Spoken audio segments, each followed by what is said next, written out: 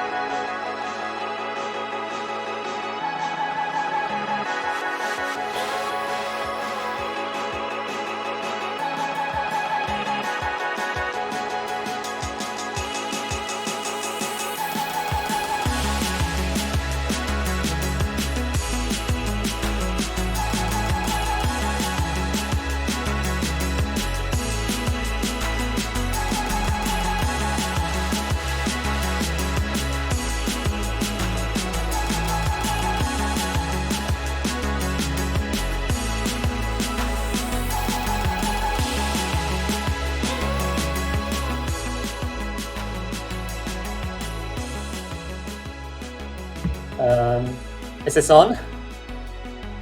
Hello? Are we live? Hello? Hello, Yes. are we live? Yes, we are, Pat. We Yes. are ready. We are back for some more Mania World Cup 2021 action.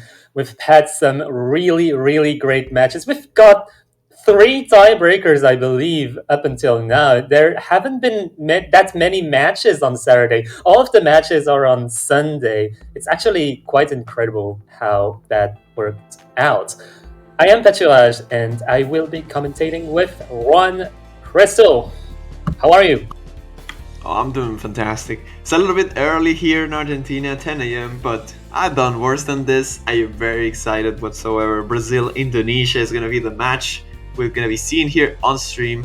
Brazil, as always, an incredibly strong team. Probably a contender to win the whole thing, really. We have to see how they scale on the late game as the stages progresses. And with Indonesia, it might be a pretty decent test. Indonesia, no slouch, beating Argentina in the round of 32, 5-3 very cleanly. They're a very strong team too. So this could potentially be a very close match. I can see Indonesia fighting very well for many of the picks against Brazil. And it will mostly come down to consistency, which Brazil had struggled in the past. I remember, for example, last year, 2020. I'm living in the past.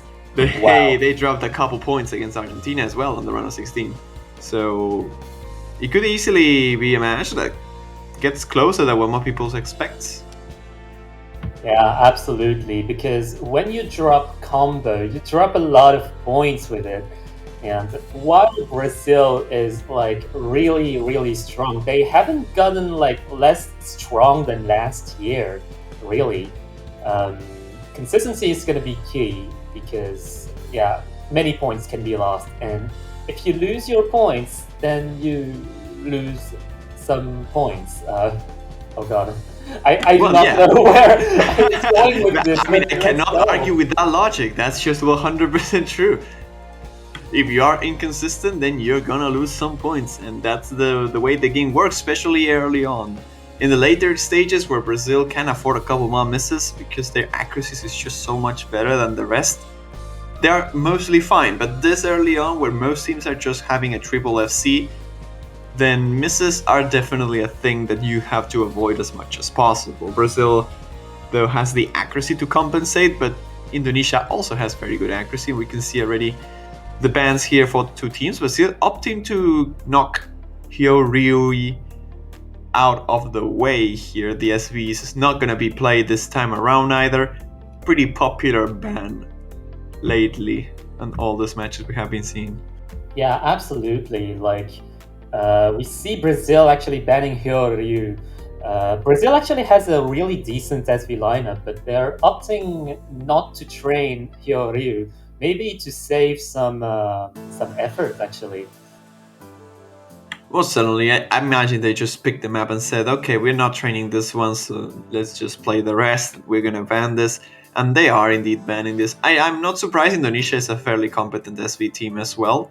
And they're going to be banning one of the hybrids, apparently. Shaku Shine. Yes, absolutely. A bit surprised. I have expected them to ban, like, paintings, maybe. Brazil's probably insanely good at paintings. I saw some scores from, like, Amaron, specifically, who previously known as Andrew MC. He has a V1SS on it, and it's with insane ratios, so Brazil's probably going to go for wrongness against Indonesia, and they're probably going to go for paintings first, although they can easily go for capsule if they really wanted to.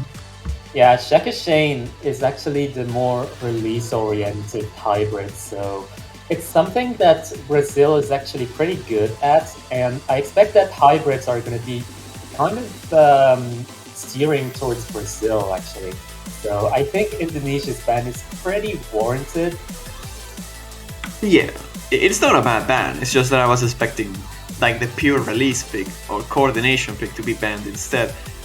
You know, honestly, when you're Indonesian, this matchup is kind of hard to get a really good ban because Brazil is just so good at everything that you kind of want to ban like half the pool at the very least. So Indonesia has to be very careful with what they pick. They have to be very consistent. and we'll see if they can make it work somehow. Brazil not gonna get the first pick. It's gonna be Indonesia, the one that decides to go for long notes against them. Sakura Mirage, out of all the long note picks though, is the one I think it makes the most sense to pick as Indonesia. Very easy map to choke here, the density long note. Yeah, absolutely. I think Indonesia is betting on a Brazilian choke.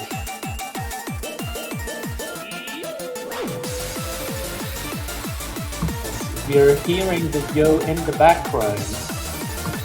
Yo! Indonesian players are coming onto the battlefield while Brazil is already quite ready actually. Amaron, Stelifangel, as known as Nate, and Nassinio are on the field right now. Very surprised not to see Lotus on this match. He should be the one playing Langnus in general, as far as I know. Although Marcino is definitely really good at the game, he has no trouble with this kind of maps. It's just that Lotus has been the LN main for so long. So I find it a bit surprising, but we'll see. They'll probably have a good chance anyway. Yeah, honestly, I think Brazil has the flexibility to kind of afford some swaps here and there, depending on consistency, because Lotus has also been known to be slightly inconsistent in early games. So I think going for Marcinio, if Marcinio is actually more consistent than Lotus on this one, then it might actually be a good call. True, this map is a bit of a niche pick in general, so it makes sense that someone like Lotus could have some consistency troubles with it. So I think the swap now makes a little bit more sense in my head. We'll see if Marcino can actually make up for this change. I think he should be able to. We'll see. Expect very crazy score here from Amaron and Silly Fanga whatsoever. We'll see if Indonesia can find a third player for this. Onta, Bekasi, and Reggie are gonna be the two. And I believe Nayu will be the third one. They're calling him on the chat. Yeah, hopefully they can figure this out. But coming back to the teams, actually, Brazil is really well-rounded and has multiple players who are also very well-rounded. Selifanga / Nate is pretty good at everything, really. Amaron is also really good at everything. Lotus is also kind of good at everything. Indonesia has kind of a more specialist-minded kind of team. They have really good Rise players. They have seemingly really good LN players as well, but it's kind of more polarized in my opinion. And coming back to Indonesia, they might also have a slight third player problem. I feel like they might be scrambling to kind of stay alive, but we're gonna see how they can manage that on Sakura Mirage. Maybe they have a game plan. That might be why they are going for this first. Like I said, if you're hoping for chokes, this is probably one of the best bets you have if you don't want to go pure Rise early on. And honestly, it could probably throw Brazil up. This pick is not the one they probably were expecting here, so they might not be like prepared or all that prepared when it comes to the mental. We'll see if that's the case.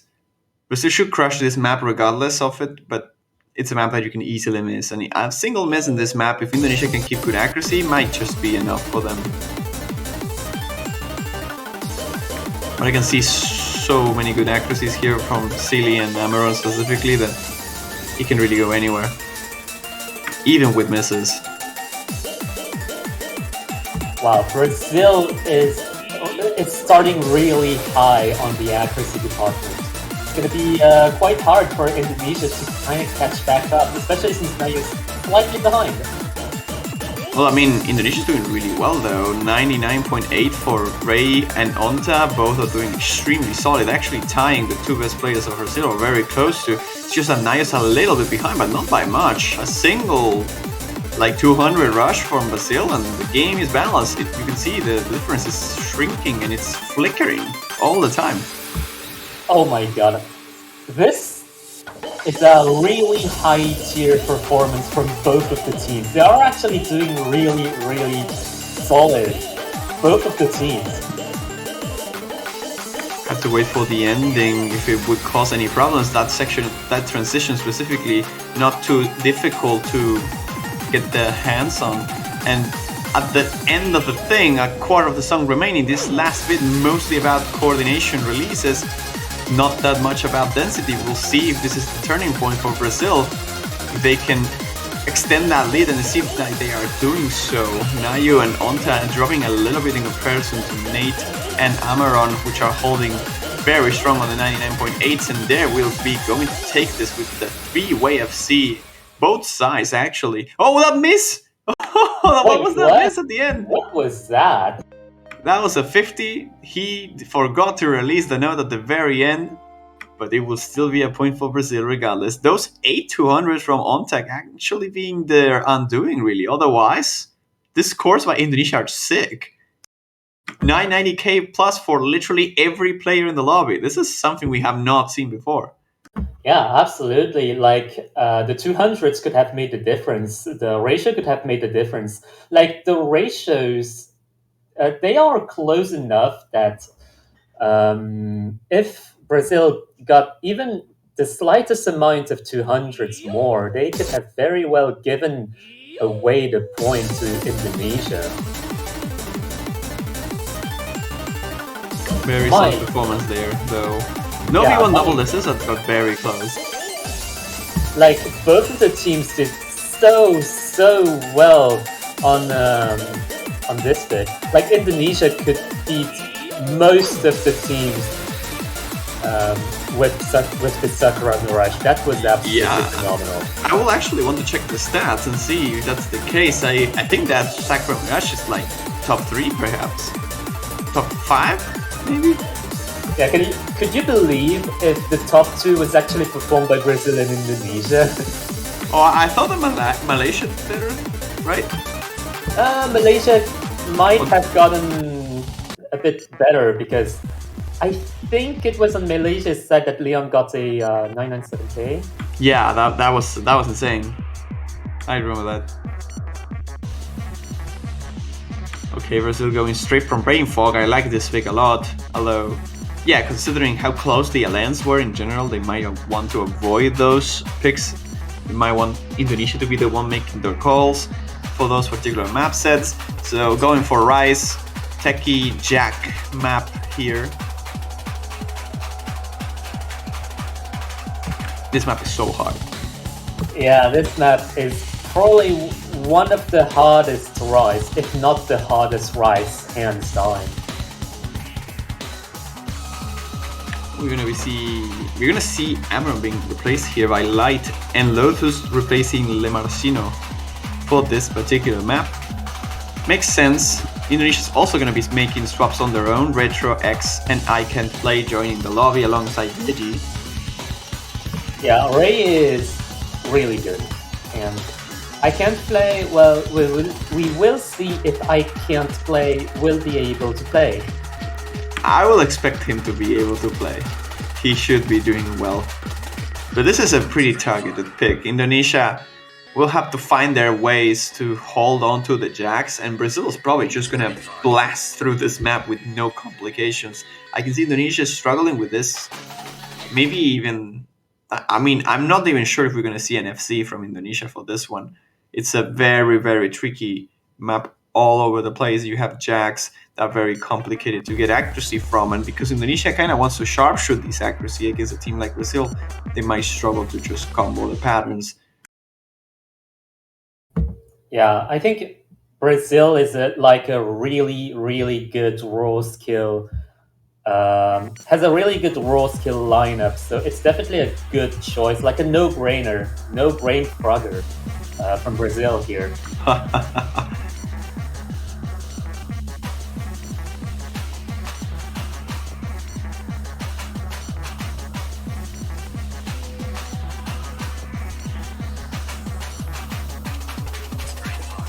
There we go, starting with some of the Jacks. Let's clap those Jacks here. He's doing fantastically well here in accuracy. All their players are above the 99.9%. While Indonesia only has Reggie close to that point, not even. and I can play in Retro X, struggling a little bit with the ratio here, but they're doing fantastically anyway. I think I can play God at 200 or 2, but and Retro X just got one now, I think. But otherwise, they are doing really solidly. Oh my god. This map is basically an accuracy map for Brazil right now, as Indonesia is kind of slightly behind, but still on really good runs. No combo breaks so far. Brazil's accuracy is so good that I think a miss will not make the difference here. That's how good their accuracies are. 99.96 for Lotus, 99.89 for Light, 99.91 for Silly Fanger. That's insane. And considering Reggie, the best player in Indonesia, something at 99.82, that's just a 0.1 difference with their worst player. I'm not even talking about the other two Indonesians, Retrox and Caplay, are doing really well on their own, but compare that to Brazil and they're still 0.3 behind, and there's a miss by Retrox on one of those jacks there, I think it was in the third column. And that's pretty much gonna kill all the chances that Indonesia had, all their hopes for this particular map. And I can play now dropping as well. Ready, the only full combo remaining for Indonesia. He will get it after all. Very good score by him, but then Brazil is less than 10,000 points of the 3 million, which is absolutely cracked for a map like this. Oh my god, this sum of scores is actually so busted. That's a triple double S. That's a triple V1SS from Brazil. And Ray also getting a really good run, but that's not even going to be better than even one Brazilian. That's just devastating. That score from Lotus though, almost the 999k, 42 300s. That's pretty insane.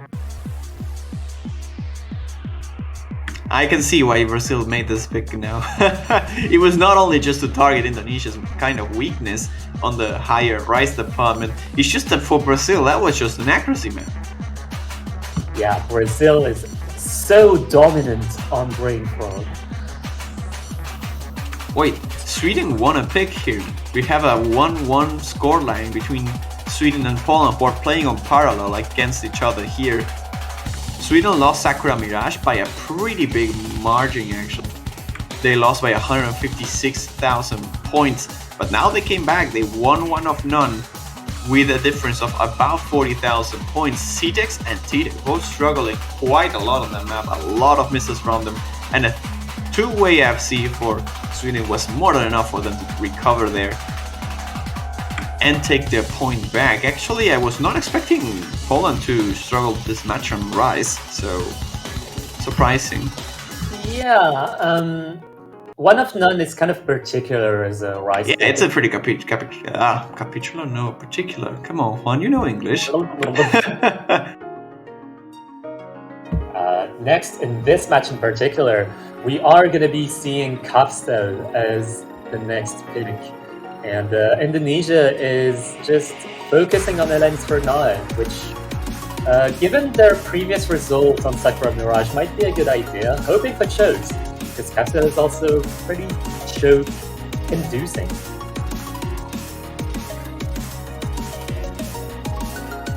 I will say this map is not that hard to full combo though, compared to the other long no maps. Like painting might be easier if you're comfortable with coordination, but I think this is just the easiest one to go through and just full combo it. You might struggle a little bit with accuracy, there are some wonky releases, especially the shorter long notes that are tricky to act. But other than that, missing on this is not something we probably see that often. It's not that challenging when it comes to like the patterning. The patterning is pretty linear for the most part. There are a couple patterns every now and then, but you can sacrifice a little bit of ratio just to combo through them, and it's not that big. Yeah. Watch the players get like 15 misses now. Oh yeah. Now that I said that, expect Brazil to just like, I don't know, 500k each. Just with misses. Alright, let's go. 2-0 for Brazil. We are going into our third pick. Well, that was a bit of a rough start for Nayo, I believe. That was a 200 or 2 actually for himself. Not maybe even 100 actually. His accuracy is a little bit too low compared to everybody else. But other than that, he's getting back up to the situation. We see again the same Lotus, the same roasters back again for Indonesia, but Lotus replacing Marchino for this particular map in the long note department for Brazil. Yeah, we can see the flexibility that Brazil has on different skill sets. Like the Alense can afford to be flexible between Lotus and Marcinho, for example.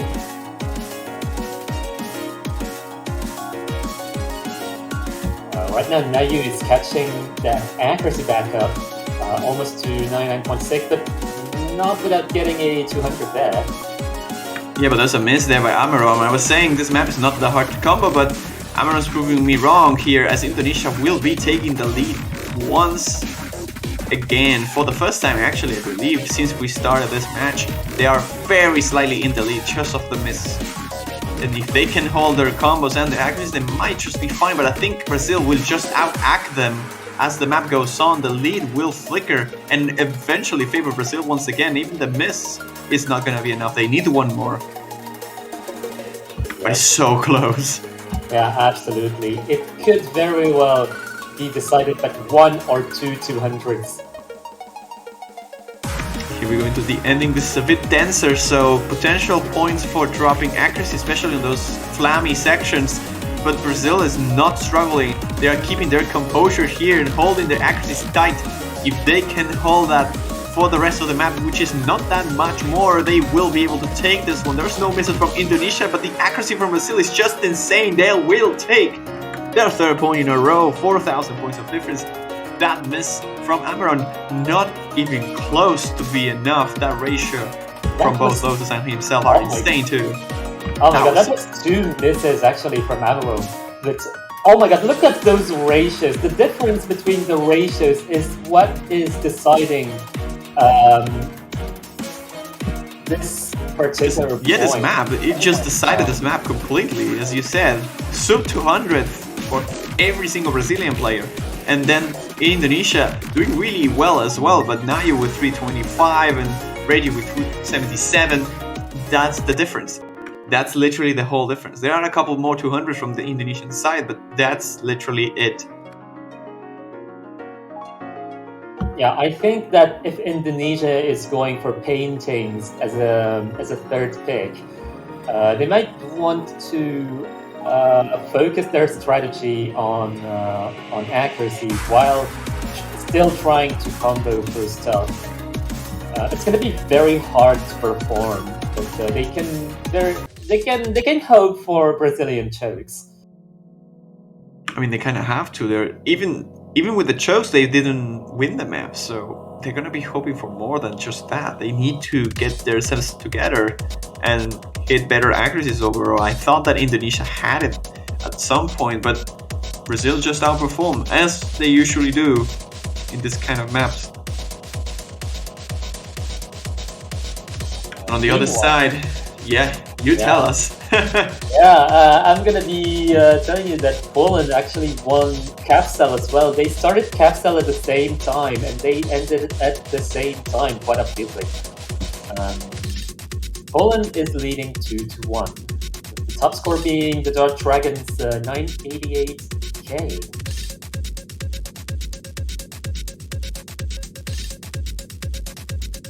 Isn't it funny that like the Dark Dragon score, which is really good by the way, is not even like it's not better than any of the Brazilians other than Amaron, who had 2 misses, and even still it's only 3,000 points better, and it's only better than 2 of the one of the Indonesians by about 1,000 points.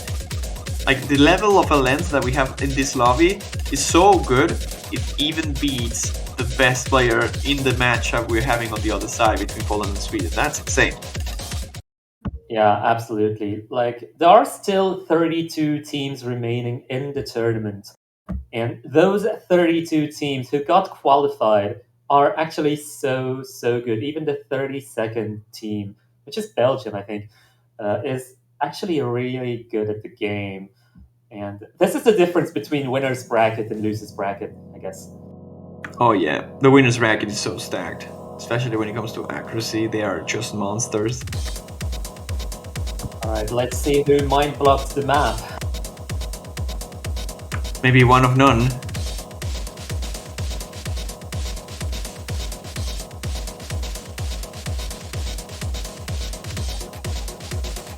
So far, Brazil is doing fairly well. We see Light again here replacing Amaron. Lois is staying.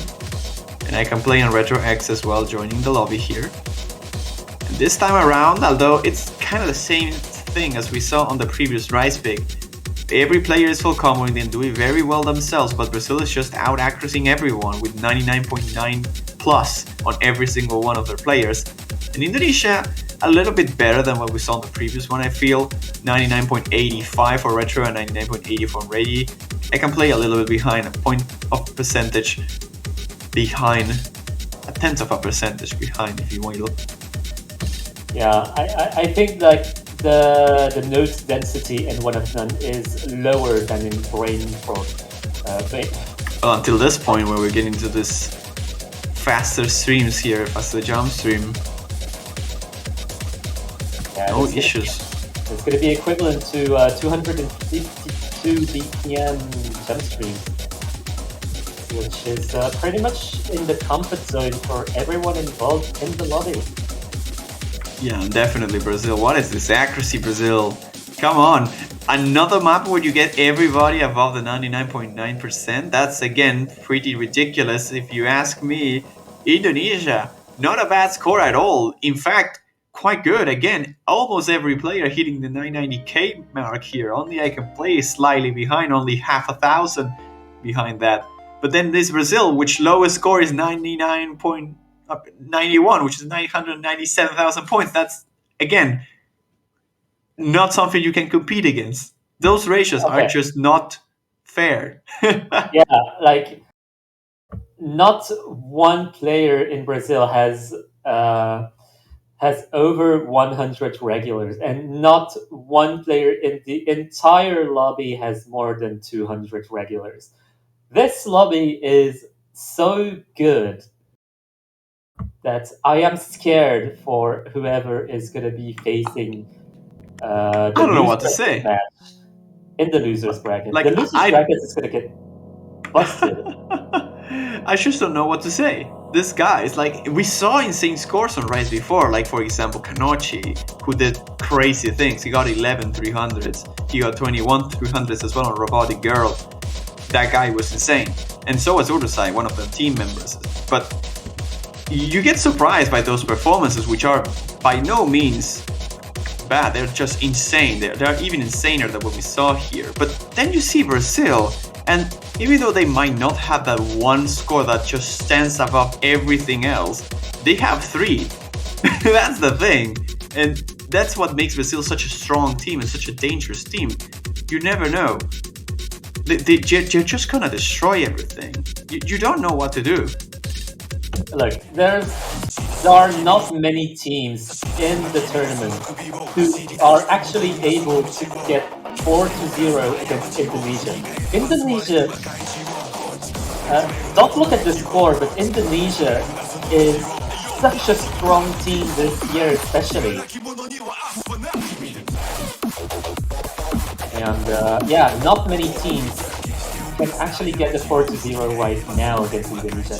Dare I say that Brazil might actually be one of very, very few teams that can do that. And right now, Indonesia is going to be betting on the SV. Give me the blood. Give me the SV. We'll see if Indonesia can actually pull something out of this. They will be swept, I think, if they don't win this match. Yeah, I think this is their one hope of getting a point. I think if they're less confident on painting, this might be a good option. But I feel like Indonesia might also be able to get a point on paint. Well, I mean, they could, but if they don't win this, they're not going to get the chance to play paintings. Because Brazil is 4-0. If they win this map, it's match point and it's their pick. Yes, that's true. If Indonesia can win Give Me the Blood, it gives them the occasion to go for painting as a reaction.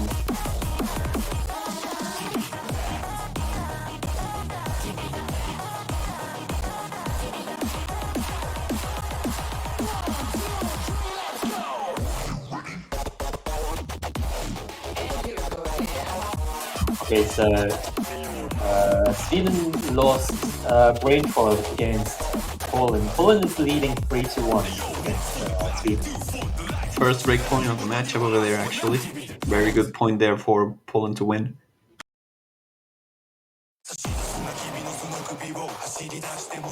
So for this one, this SV map is called the reading pick, although I would argue this is the most difficult SV out of the two. Although I'm kind of biased because I played the other map on a tournament as a qualifier, so I had to grind it out a little bit. Yeah, honestly, like the difficulty of the SV this round is kind of ambiguous. Like some teams might prefer one pick over the other, and both of the SVs are actually quite different as well. Yeah, they are pretty different. They are very different, in fact. But again, I say this is just harder in general. The SVs are pretty, like, they're not hard to get, but it's hard to play.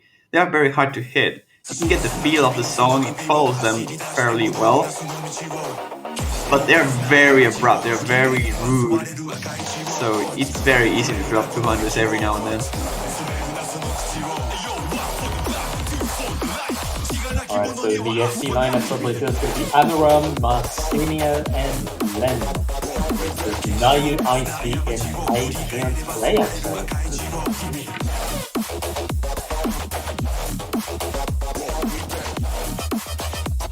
Okay, so Indonesia is going to be lagging a little bit because I Can't Play is going to be trying to recover some accuracy while Brazil is going to be an absolute fantastic triple one. Definitely. We see Len as well here being the tech substitution for Brazil for the SVs. Makes a lot of sense. Silly Fang not joining though. He has done really good job on the previous stages, but this one is getting swapped down a little bit. And it's just I Can Play really. The rest of the Indonesian roster is doing really well. As you can see, Iceby is tying Marcino and Nayu is tying Len, but the difference between I Can Play and Amaron is just all the Brazil needed, 0.67% actually of accuracy. But there's the miss by Nayu on the transition there on the speed ups. Yeah, that's so unfortunate from Nayu. Nayu was kind of... I think Nayu was one of the players who were roaming around 99.7 or 8. Yeah, he was. He was probably the best scorer in Indonesia actually. Maybe only second to Iceby. And at this point, with so little map remaining, there's just not enough nodes here for Indonesia to recover. Brazil will have to like disconnect in order for them to lose this map. They will be taking it, and it will be a 5-0. They will need to beat Indonesia just one more time, and they will be qualified to the winners bracket quarterfinals. Remember, the loser of this gets knocked down to the losers bracket. They're not eliminated yet from the tournament. But we'll get to see now the final scores there. I think Amaron was like a couple points short of the 996,000 here. And he was 1 point off actually. Whoa! Oh, that's crazy. my A single God. 200 of the whole team here. That's crazy. Getting that ratio on Gimme the Blood is actually so cracked. And actually, every single player in the Brazilian team is actually so good. It's unfortunate that Marcinho actually got those 200 and 100. Wow. We are gaming. Brazil just owned him. That's how it is. 4-1 for Poland. Poland just won on Etude, which is, to be fair, a T-deck map, so they kind of have the mapper's advantage, so to speak. Oh yeah, that's definitely the reason why they won. I just said, Sweden has such a big weakness when it comes to long notes. It's kind of ridiculous. They are a very competent Vice team, but when it comes to long notes, they struggle so much. We saw that on the earlier maps like Lobster and what was the other one? It was Sakura Mirage. The Sweden just struggles to hold their ground when it comes to long notes. On Rise, they have been very close. They won their first pick. They lost their second by just a small margin. But if you have such a big hole in your game, such a big weakness, then you're gonna struggle to beat these teams that are more all-rounder, like Poland. And in this particular case, Indonesia, Brazil will definitely do the trick as well. They are very consistent all-rounder teams. It's just that Brazil is overall better, and they're gonna be picking paintings. Oh yeah. Oh That's yeah. potentially their last map here. Brazil actually picking paintings instead of Indonesia, kind of making a statement here.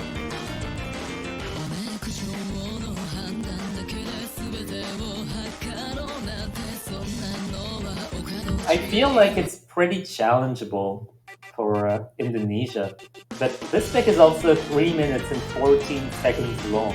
It's one of the longer picks of the entire pool. I like this song. Oh yeah.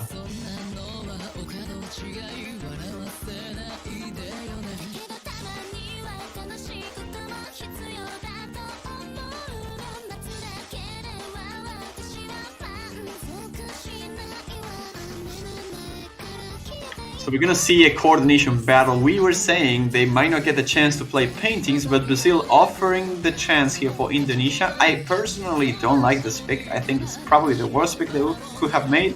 But given the advantage and how well Brazil was looking throughout the entire match, they can probably just go for anything. You'll be fine.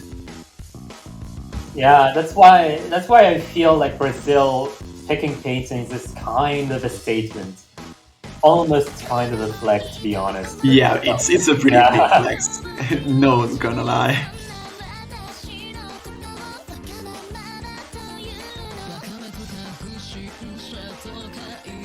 Oh my god. Leo pinging you there on the chat. Going for the paintings meme. I have no clue why that's a thing. Like, for some reason, there's a channel on the 4-Digit Mania World Cup server called Paintings Oh Yeah, and they just they just spam Paintings Oh Yeah all the time. I never got it. I never understood what's up there. Like, I know the song's great. 96 Neko is an amazing singer, but I don't get it.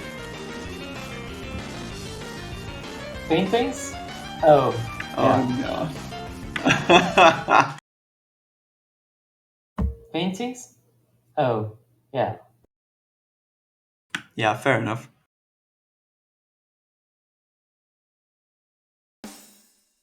Paintings? Oh, yeah. We're seeing the hit sounds already. We're hearing them. I also had to change the difficulty name. I'm very sad about it for this map. Oh yeah, the extra L. Yeah, the extra L was so good. Painful.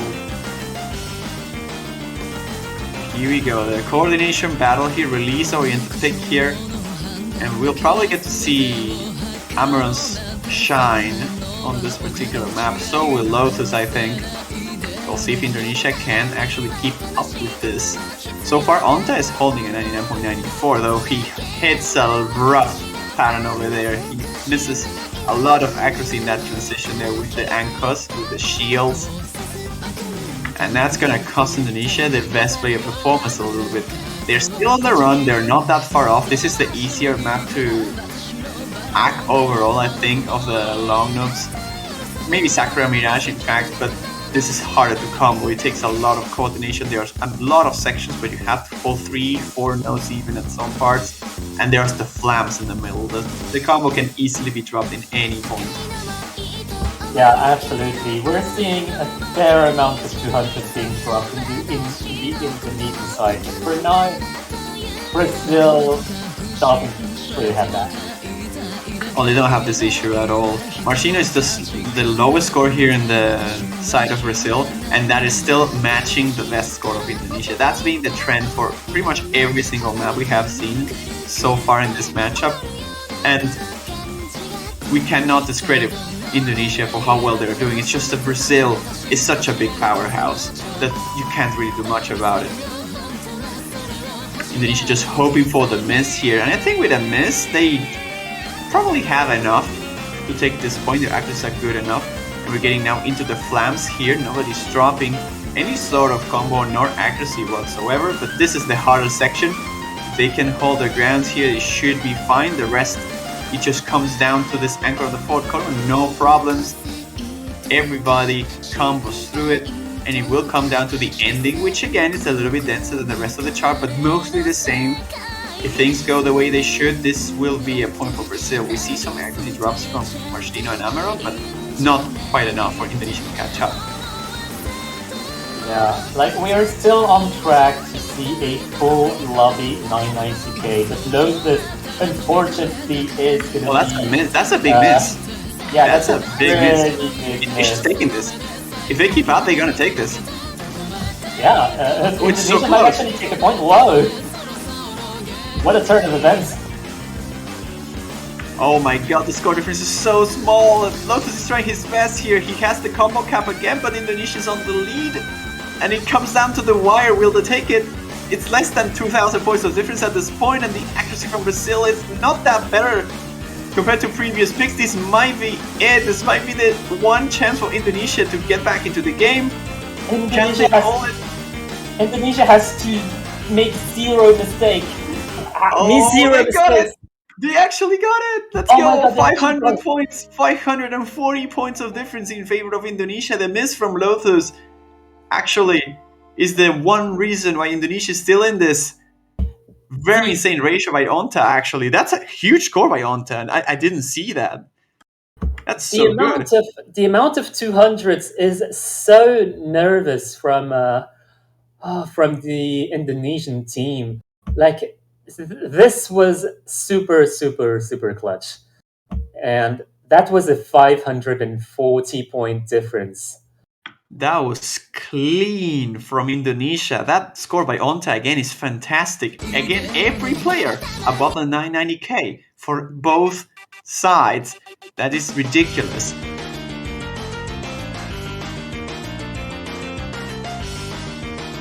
Like we might need to call the VAR because that was so close.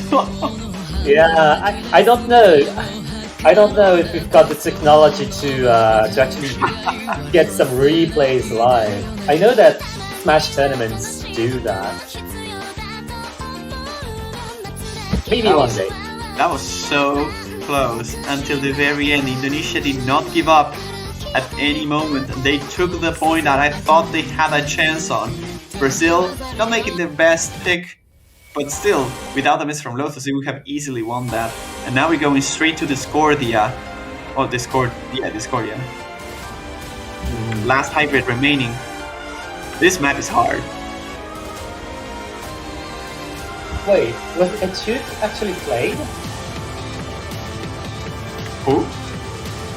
Was Etude actually played in the match? I don't actually remember.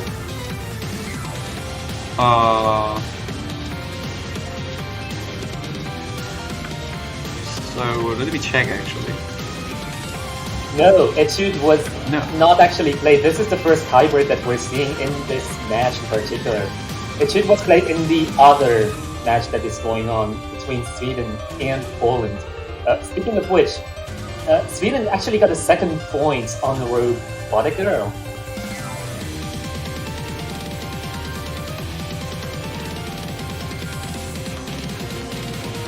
So yeah, Poland versus Sweden is actually going 4-2 for Poland.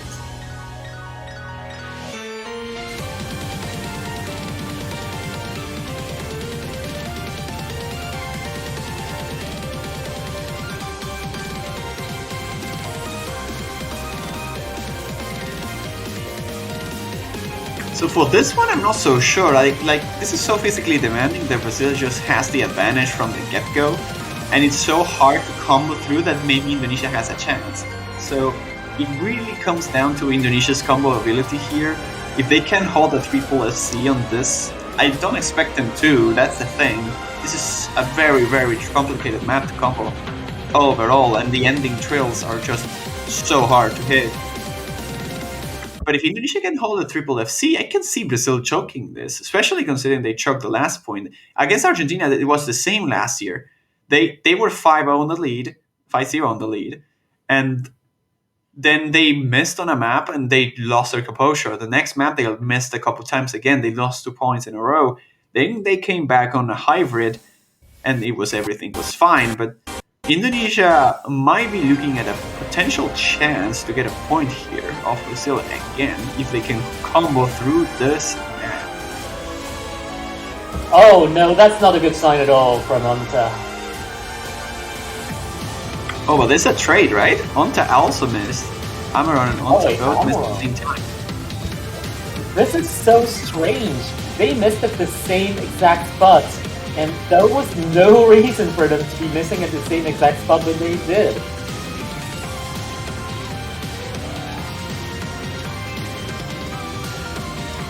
But yeah, I guess that both of the teams are actually on the same standpoint. And Indonesia actually has the advantage right now. What is happening? Oh my god, Nate, what is happening? Why is Nate on 99.1? What happened there? Wait, Onta, no! Oh no, that's a big miss again for Indonesia, and Brazil will be taking the lead. But again, as you said, that score from Nate Silly Fanger is just not so good, really. The accuracy is a bit lower than we expected. Oh, that's a huge drop by Onta, unfortunately, on that transition on the triple long note. He missed it completely, and that's going to give a huge buffer to Brazil. Oh, and Onta's just not able to play this. This map is just so fast for him.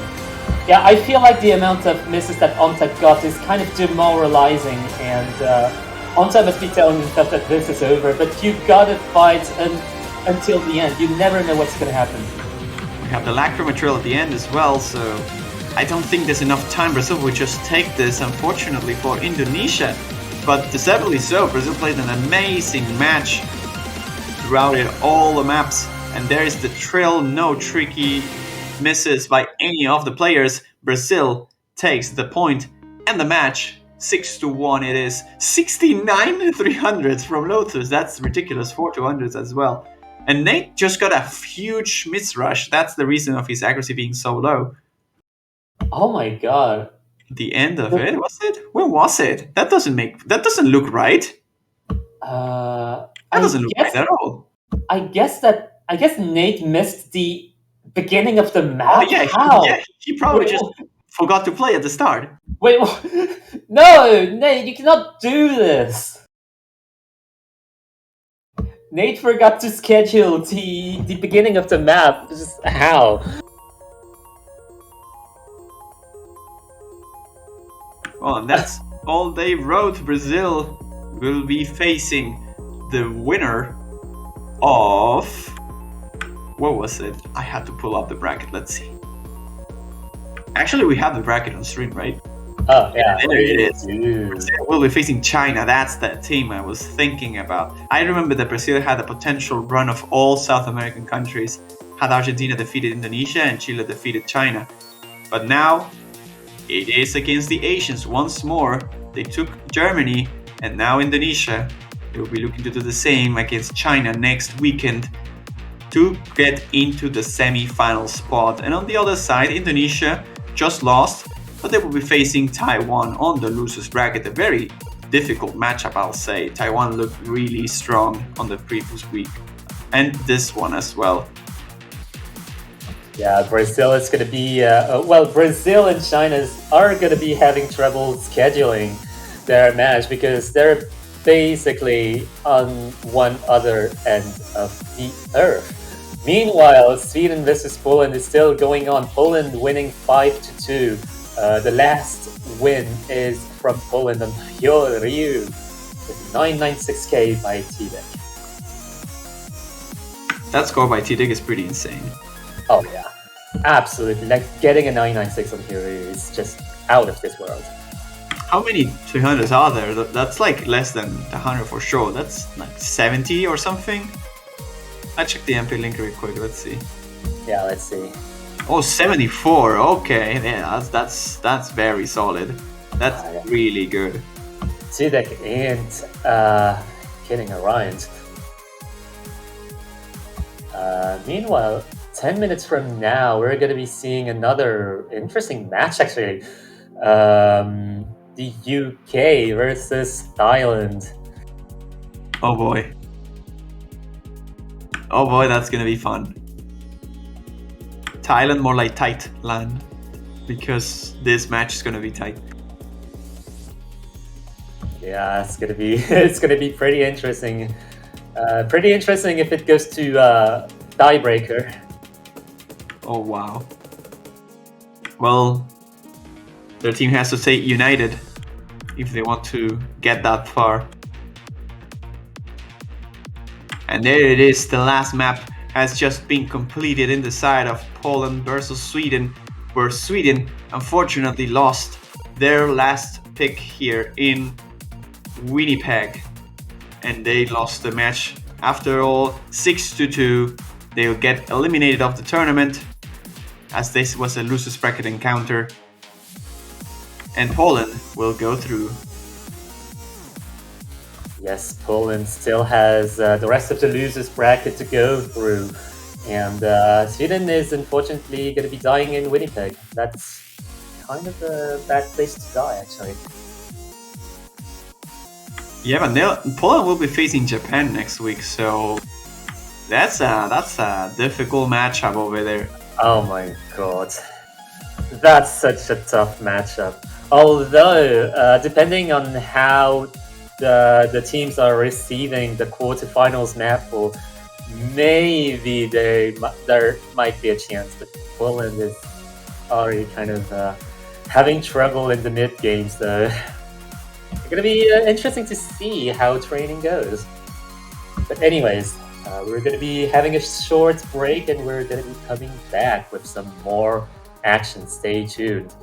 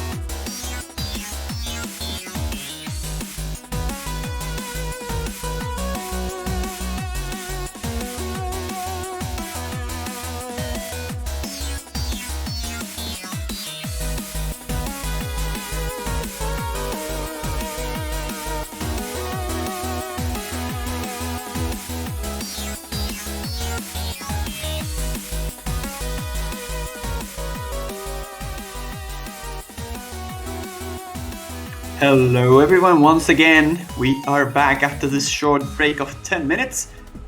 And boy, we needed that. Those were some hypes matches.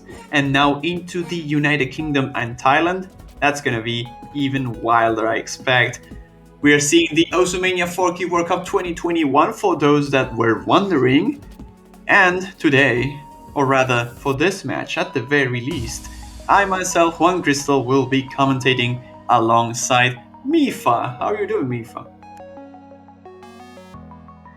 Hey, how's it going? I'm kind of tired, but I'm really excited just to see this match in particular. And I think we haven't been commentating for for a couple of years, I think. Oh, we together? Yeah, it's been a while since we did. Yeah, it's really been a while. Yeah. But we see already. We see I think we got rolled already. Yeah. We got bet. It seems UK wins the roll. Yep. UK wins the roll, so that means Thailand gets the ban first, and they will be banning the speed stream map here. Open Your Eyes is the decided map to be knocked off the pool by Thailand, and the United Kingdom will do the same, but to the long node department, Capsel. Yeah, it's Capsule. Yeah, Capsule. Yeah, it seems like I think I was most likely predicting that United Kingdom would probably probably ban something alongside paintings or Sakura Mirage, but Capsule also works. But Thailand, I was expecting more into consistency based ban, which is around Die Winnipeg or Robotic Girl. But I think Open Your Eyes is also very physically demanding, so I guess that's also a fair ban. I honestly think that Robotic Girl and Winnipeg or stuff like that, those are things that Thailand might be looking to pick. They have insane accuracies, and I wouldn't be surprised if they want to break points against the UK on those. So banning Open Your Eyes, which is more more physical than anything else, where the UK shines a lot, I don't think it's a bad ban at all.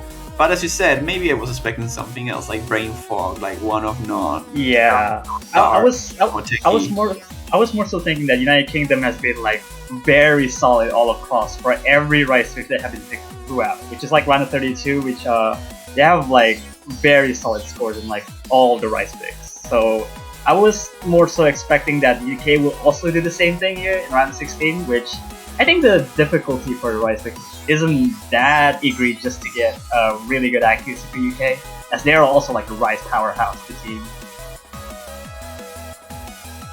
They definitely are, but now they have to make their choice. What are they gonna go for after this ban? And I don't think they want to start out of the gates with very hard tech. They might want to go for something simpler to start. So maybe Winnipeg might be a good starting point for them. They might want to go. Yeah, Winnipeg is the easier. Just to get their things warm. Winnipeg is a good pick. Robotic Girl, nice pick. Yeah, there you go. Robotic. There. It's gonna Fairly be straightforward pick. Yeah, the most straightforward pick of the pool, I'll argue.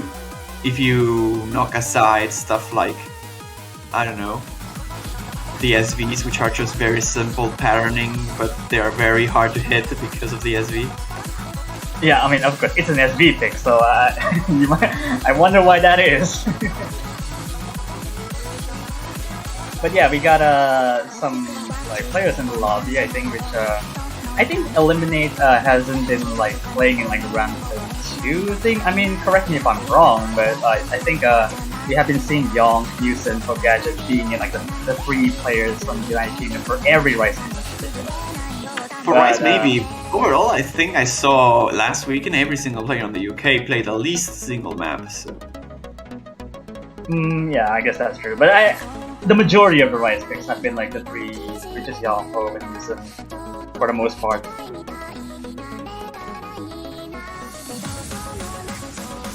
And we see Thailand as well with the pretty simple roster, which is Jimmy, how to play LN, and Ukraine, but there are three notable players in Thailand.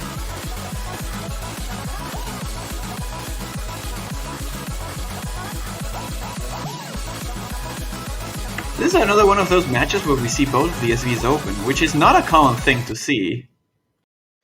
Oh yeah, it is not a common thing to see. I think we've seen like like one or two matches where our SVs have been open the entire time.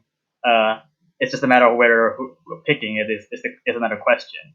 But we'll see. Got a first pick here, which is Robotic Girl. A very straightforward pick. I would say United Kingdom should do fine, like really fine at it. Thailand also can catch up to. Whoa! Okay, I was about to say that. You have to watch out for Mikuai and Mabot, but he just misses at the start of the map. Well, so whoops. Not a very good start. Not a very good start. But it's still like the very intro. I guess it's fine to miss the very start at the very least. Not until like we reach the 400 combo count.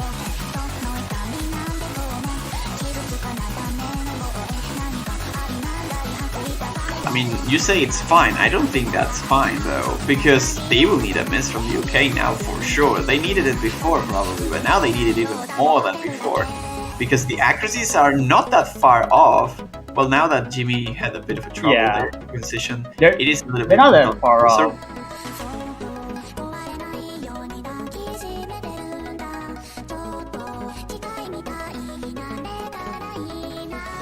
It's still like not even like the main section of the jump 3 meter. It's like a long way to go.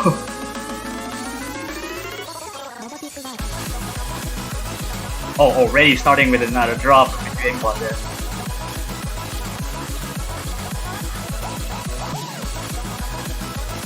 There was another break there by Mikua, and that's no good. The ratio is actually fairly solid. The accuracy overall from this Thailand player is pretty good, but the misses, UK is not gonna miss. UK is not gonna. Yeah, UK is like very deadly consistent on this. Like all across are 99.9, just under below with per eliminate. I mean, he's just like getting across that 1 point. Halfway through, and they can see the difference. They can see that the UK is leading by a fair margin. They have seen Miku like missing. So yeah, Miku's missing twice. Oh, but Jimmy Returns also has the same mag, but suffering a little bit on the 200 count. Meanwhile, the UK is just casually 99.9 every single one of their players above that mark. They are the number 2 seed for a reason. Yeah, they're number 2 seed for a reason, and this is why they are strictly powerhouse for everyone to watch out with. After this section though, it's like no stopping the game here. This is like non-stop after this. Yeah, it will just not stop. It's a little bit denser, I think, as well to the previous things we saw. It sounds like it speeds up, but it's actually the same speed. So we will have it is. The UK can hold their ground. They should though. Yeah, there's just a couple bit of tanky bursts that are pretty easy to trip up if you're not careful with it. But I think it should be alright, but Thailand missing with how to play LN there, with the second player missing on their side. Yeah, it's just game over. This map is gonna be for the UK, regardless of what happens here. It's just a matter to see how well they will do at the end as a team score. Everyone can hold a 99.9, and it seems like they will. And they do it. In fact, only 7,700 points off the 3 million, which would be the perfect score. Wow. That is insane. The lowest score is 997. vv1126262347. Yep, that's crazy. Actually, like how to play LN is also like just a missed out on the 100 and a miss. Jimmy Returns a little bit worse on the ratio side. Also, 200 count is also fairly solid as well. That's why Miku aimbot actually. It's just missing one of the 2 misses. Oh god, how to play an end? No, stop. No, he's doing it. He's doing it to me again, I guess. Fairly popular pick among the community, I suppose. As much as I want to root for the Thailand team in this particular map, I still think the UK has the advantage. Ting and Newson are so good at long notes that it's gonna be very hard for Thailand to compete here. It mostly comes down to eliminate performance. I know how to play Alan is a beast when it comes to long notes, but will that be enough? Like Newson is probably just gonna be equalizing how to play Alan throughout this whole map, and Ting, it's just gonna make difference with the second Thailand player. It comes down to the difference of the third of eliminate, and whoever feels that blank spot that is on Thailand. You're not alone with that opinion. I suppose you see United Kingdom has been like they're solid on their own. Let's get that right. Which is like very good. And then if you see when you're versing against Thailand, which formally they have really good skill sets, which it could be a question on whether they can take UK on this. Well, there is a thing, right? Newson has struggled with consistency in long notes specifically in the past, so that's the one chance I think Thailand can hold themselves into. Although the difference between Shokoha and Eliminate might be something that ends up being significant. A difference between Newson and how they in favor of Thailand is not gonna be something they're against. Thailand will definitely want any of the UK players missing in this map if possible. Yeah, for sure. We got a match going with pick number 2, which is paintings. We've seen, I think Newsom with mirror, seems like. Yeah, Newsom with the mirror mod. That's weird. I didn't think this map played better as mirror. I guess you could argue the 4th column anchor on the chorus gives you trouble and you're better on the left hand, then mirror makes sense, but that's like the only spot I can see. Yeah, there's a couple of hand biases here and there, but it's not like if they just like call block or something that is very minor, it's just gonna be really bad. So I think mirror is completely fine. And here we are already. We can see exactly as we predicted. Eliminates accuracy is a little bit behind on Shokoha. Miku is a little bit behind on Thing, and then Newson is just fighting with how to play and then very close together. And Thailand's going to be taking a very slight lead off the difference of the third player between both teams. Wow, the difference is actually kind of just going back and forth because of their very tight inverse gaps. Not suffering act too much though. There's still a lot to go here.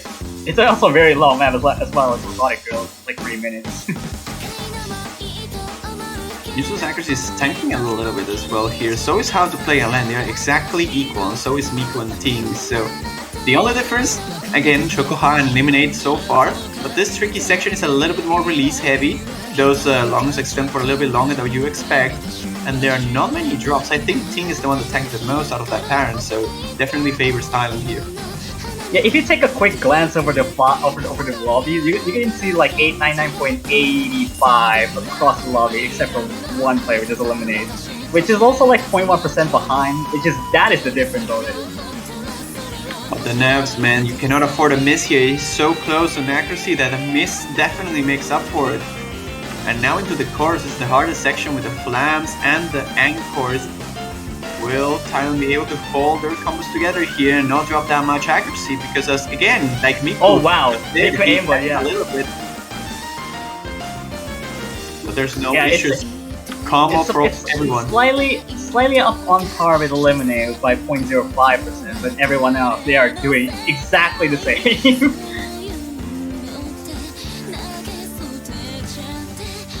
This is looking dangerous actually if Thailand needs to catch up with the Ake. Oh, those drills are a bit tricky, but nobody drops. Not much accuracy or anything there, really. And the scores are so close. Tie between Newson and how to play Alan. Oh my god, this is eerily close. And the difference between Miku and Eliminate is so short, it's less than 1%. But no, Eliminate! No, Eliminate actually dropped there. Oh no, that is not good for you guys there.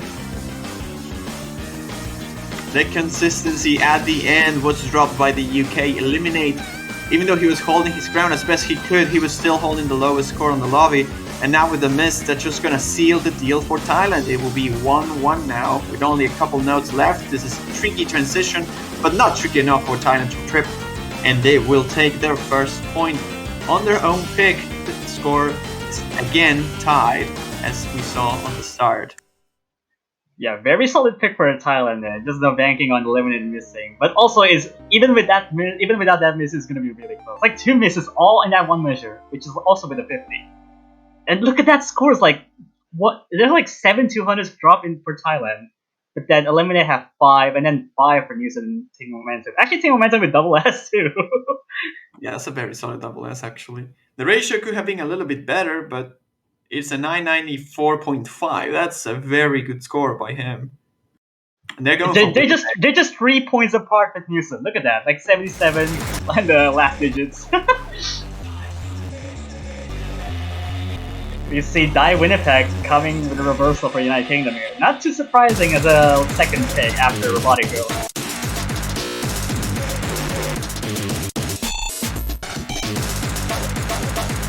And now we see Young now for United Kingdom.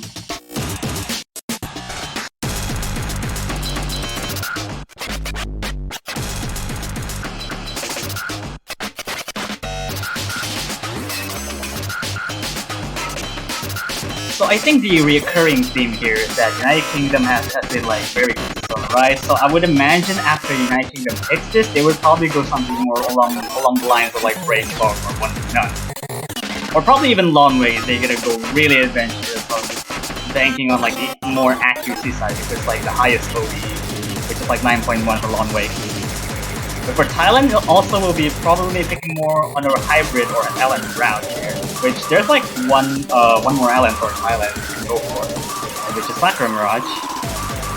But the hybrids are a little bit over 50-50 side.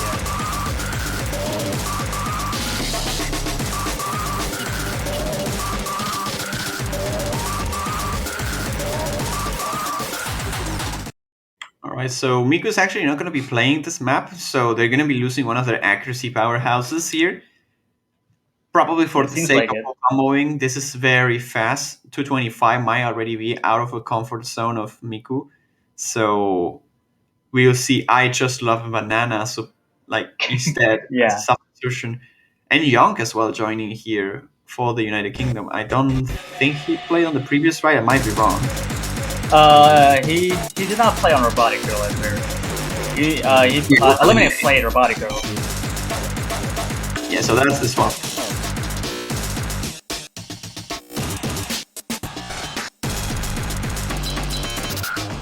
This song is so good. I actually take tip of liking after seeing this in the pool.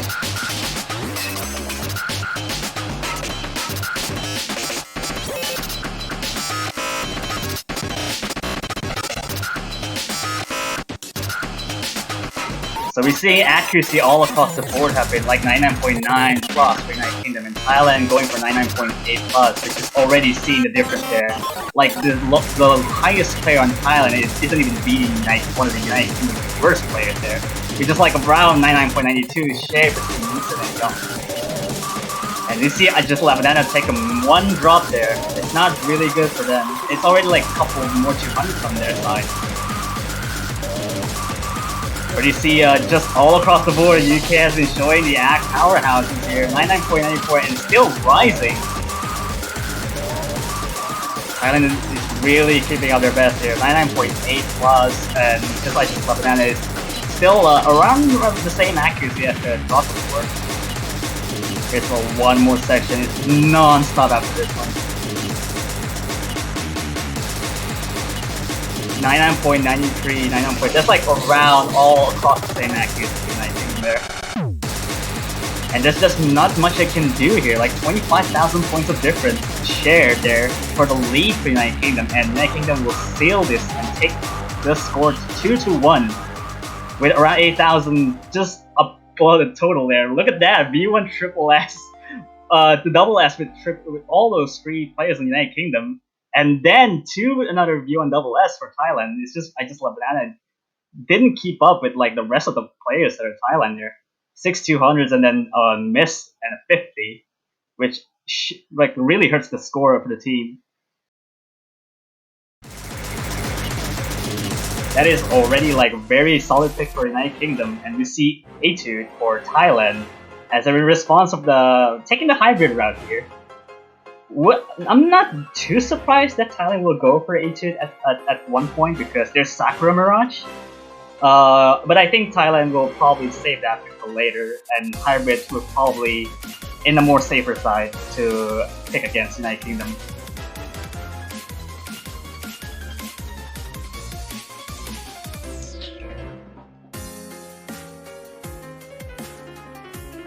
And I think we've seen Zubin for United Kingdom here. I'm actually quite surprised to see Zubin playing for the hybrids here. It's not like often that we see Zubin playing on the hybrids, because Zubin has been playing more so on the Rise. So it's an interesting swap. And we see, looking back, we have Jimmy Returns coming back into Thailand. And oh no, I mean Miko Aimbot also as well for playing for the hybrids.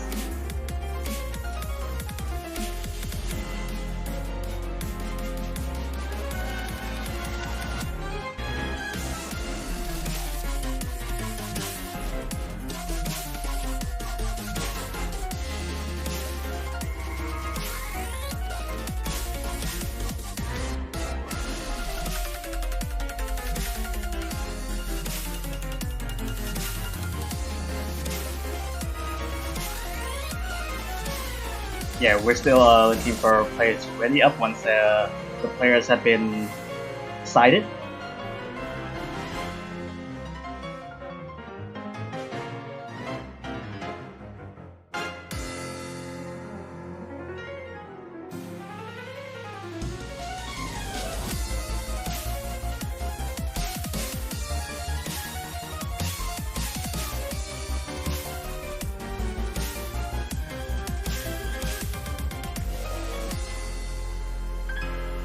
Alright, we've seen the MP start here, and we see the pick number 4 for Thailand going for Etude for the hybrid route here.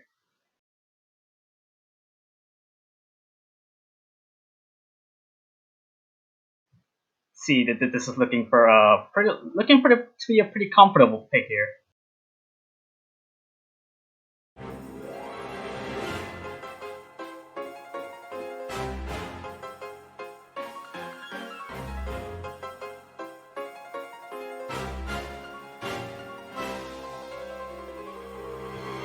Looking at a decent start for both of the players actually.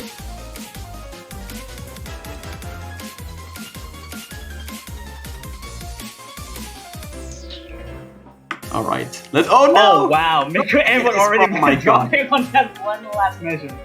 I spawn and Miku just misses. Nice one. But anyway, this is not a good spot to miss because that's already just hovering around the 400 combo cap there.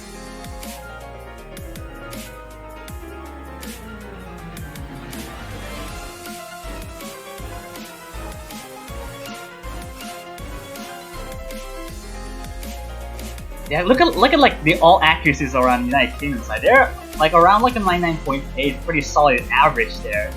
It's Thailand is looking like the highest being 99.79, which is like the closest, actually like pretty close to Zubin actually, which is like the lowest of the United Kingdom. But Miko Aimbot misses again. Not looking good for Thailand here. They already have 2 misses on their side, which give like a large lead enough for United Kingdom to take a miss or 2 actually. Yeah, at this point, I don't see it happening. I think UK just gonna be taking this without that many issues. Although How to Play a Lane is doing really well overall, it's not gonna be enough. You don't have 3 How to Play a Lens, unfortunately, on the team as it stands. Comes with the inverse. Doesn't seem to be taking too much damage for United Kingdom, although there's a bit of accuracy drop, but not the miss, so that's still completely fine. It's not severe enough to the point that we'll lose a point on this chart, and that will do it. United Kingdom will also seal this 4th pick, and it will be 3-1, taking a break point there. That's a huge point to win there. a break point against a team like Thailand is very important, because UK can just tunnel the strat of going all Rise, and they will probably win every single map they pick. They have enough maps to make up for the difference, and they should be securing the match so long as they don't choke off any of the Rise picks here. Very insane score there by News. Yeah, I would also mention that how to play LN has the v1SS across the lobby, but it's the worst ratio.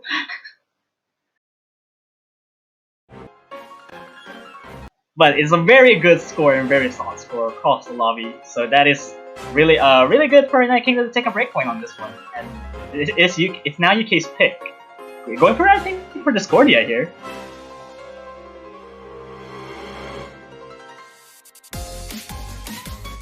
Wait, they're picking a hybrid, not a Rise. Okay, they're going for Discordia. Yeah, seems like probably a decent step, I guess, because Zubin has been playing for Ichu, and Discordia is I guess it's a little bit on the easier side, but just because they have the speed and capability. Well, not in the case for UK at the very least. Well, maybe, I guess. This is such a hard pick in general. It involves so many tech. In general, yes. You will struggle to combo through this. This is probably the hardest map to combo in the entire pool. And UK just, yeah, go for it. No problems. Even though it has some no nature as well, they're just flexing, I think, with this pick. I will have gone for Rise without questions. Actually, we've seen Ting momentum here, just coming back here, with, I think we're swapping Yusin, and also Progadget replacing Zubin in this case.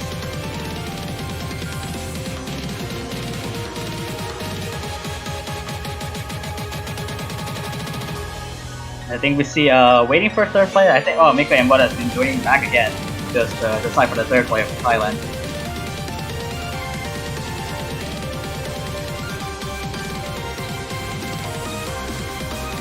Yeah, this is, I guess for, I think like 100% of players playing in tournaments will also agree that this is like the hardest pick that they can get through.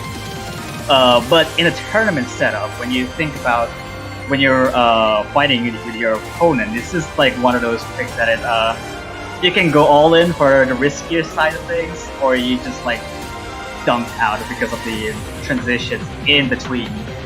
Because this is like it's like very hard to achieve. But I think for United Kingdom they should be fine for the most part.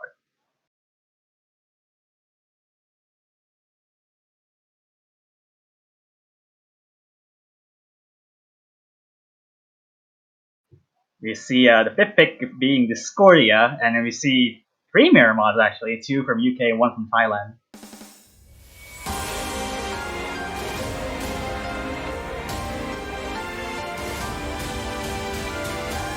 Oh wow, we're already missing for Miku there. Or I guess it's understandable because the triple jacks are annoying to hit, so it's not a big deal. But in a tournament setup, that's not good. We have saw those that portion of the map being a choke point as well in the previous map, which, if I recall correctly, between Brazil and Indonesia. Oh no, yeah, Brazil and Indonesia was. Yeah, it was. Oh, Miku with another break there. Okay, this is a bit too fast for him, I think. Yeah, this the triple jacks get into him like 3 times already, and you can already see the accuracy dip like 99 flat. Miku aimbot unfortunately struggling here quite a bit in this map. Even though UK with 99.8, just a bit under for Ting momentum. With 3 players all across on their side, they have been very solid.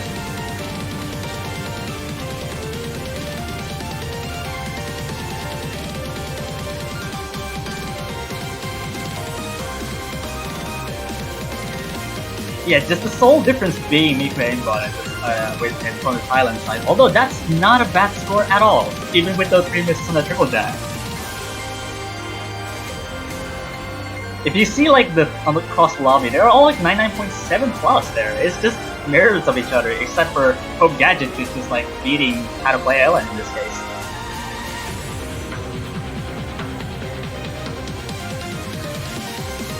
Reaching the end of the song here. The UK will be taking this again 4-1, and it should be if nothing crazy happens at this ending, the Lacrima Trill will not be enough for UK to drop this ball, and they will be winning once more. Really solid score, Spoke Gadget really with a solid crazy score. ratio. How to Play Elaine as well. That score from How to Play Elaine is actually even better than Globes. How to Play Elaine being the MVP of this lobby, actually. 233, 300, so beating Pope Gadget just by a mere amount of 67 points of difference. And every scores all across the board have been single-digit 200s. That is insane. Just getting across this map with single-digit 200s, that's a really, really good score.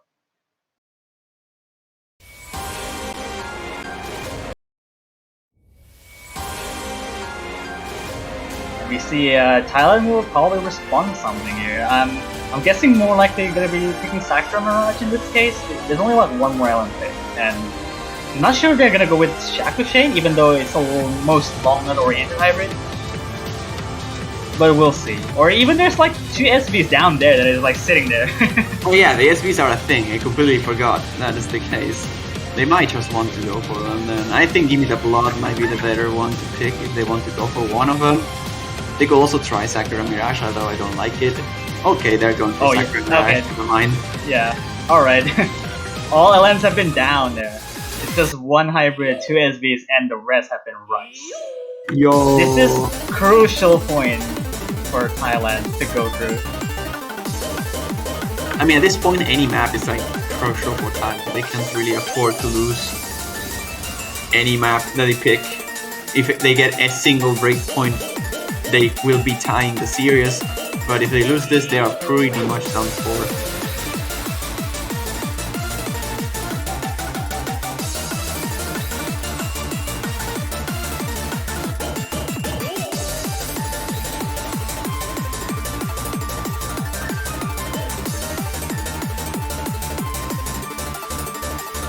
I'm curious, what are we gonna see here from Thailand, actually?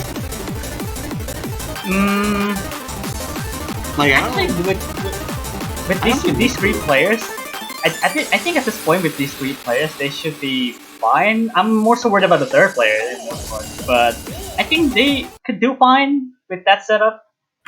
Okay, I thought that Miku was only supposed to play on Rise, but apparently he will be playing with the long nuts as well, some noodles action. And of course, we see the Yo sun in the background there referencing the SBs of a couple of years ago. Shakunetsu, right? Shakunetsu, yeah, long train running. Now into the density, we get to see how these 2 teams fare in a map like this. Very density oriented, sort of a coordination tricks all over the place, and the ending being a little release oriented as well. This is a pretty complete map in all things considered, and it's very easy to choke. So we'll see if the 3 players of Thailand can hold their ground. They should be able to win this. Wow. The accuracy are a little bit better. Yeah, UK for eliminating layer looks like with the worst accuracy for United Kingdom there. Even though with Thailand getting a whole across 99.8 plus there, Showtime is a little bit under, but Newson also is a little bit below as well with 99.76, which is giving a lead for Thailand, but not that much.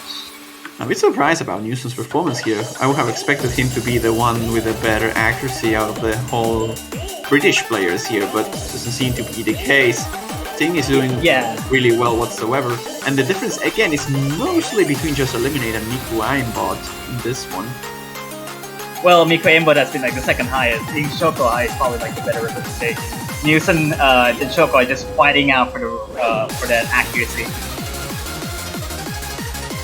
But even then, I think the lead is growing because Lydia doesn't seem to gain any accuracy whatsoever. Thailand has been really consistent on this. If anything, Eliminate is dropping accuracy as the map goes on, so this lead is going to be extending itself, and unless a catastrophe happens here, this should be a point again for Thailand. No misses from any of the players in this lobby, so it's just accuracy alone that puts Thailand in the lead here.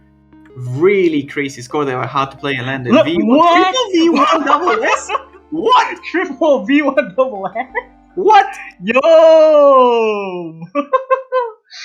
Woo boy. All FCs, but 3 V1 double S, and all it's on Thailand side. That is crazy. That's insane. Sure, the ratios could be better, but that's a three-way v1SS on the long node density map. That is crazy. That is uncalled for.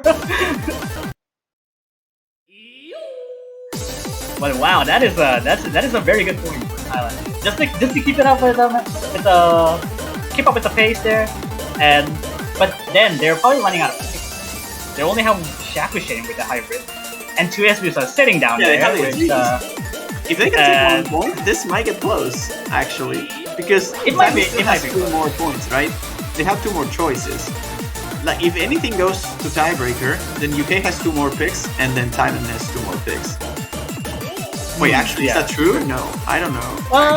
Yes, that is true. That is true. There's 2 and 2. So Thailand could very easily just go for the 2 SDs if they get the break point of the UK, and Brain Fog is a pick. That is a very expected pick for 19. I would also do the same to pick Brain Fog at this situation right here. It's like look at the 3 Rice picks. They have it like all strictly wildcard intact. Lawn Wake being like the very birthday tag.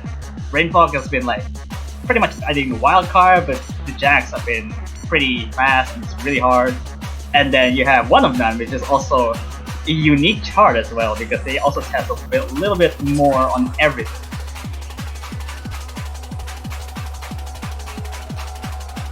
So we're seeing I Just Love Banana for Thailand here, just to swap with Shokoha.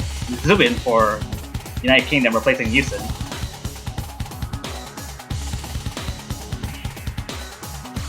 $181 BPM Jacks. Not cool. Well, I guess for players of this caliber, 181 isn't that fast, I guess. Oh, they're fairly isolated for the most part. So yeah. They're not jacks. It's just like mini jacks. They don't like jacks, obviously. They don't look like super aggressive at all. It's just isolated. There's also a couple things with one section that is mini jack stream for the most part, but they're easy enough to deal with. We're seeing Subing for this as well. Another play we have not seen before in this matchup. Well, we've seen on hybrid. Well, yeah, we saw it on the hybrid. Never mind then. Interesting that we're not seeing Yusun on this. Nor Young. I was expecting those two to show up in this, but we'll see if it works out. So far, the UK is holding a very slight lead, but we have not gotten into the meat of the map. Mini jack streams. The mini jack streams. And there's a couple of like 1/6 jump streams in after this one. Should be fairly. Yep, there you go. Oh, 200s from Zubin there, like already out of the gate. Jimmy also as well, tanking a little bit there.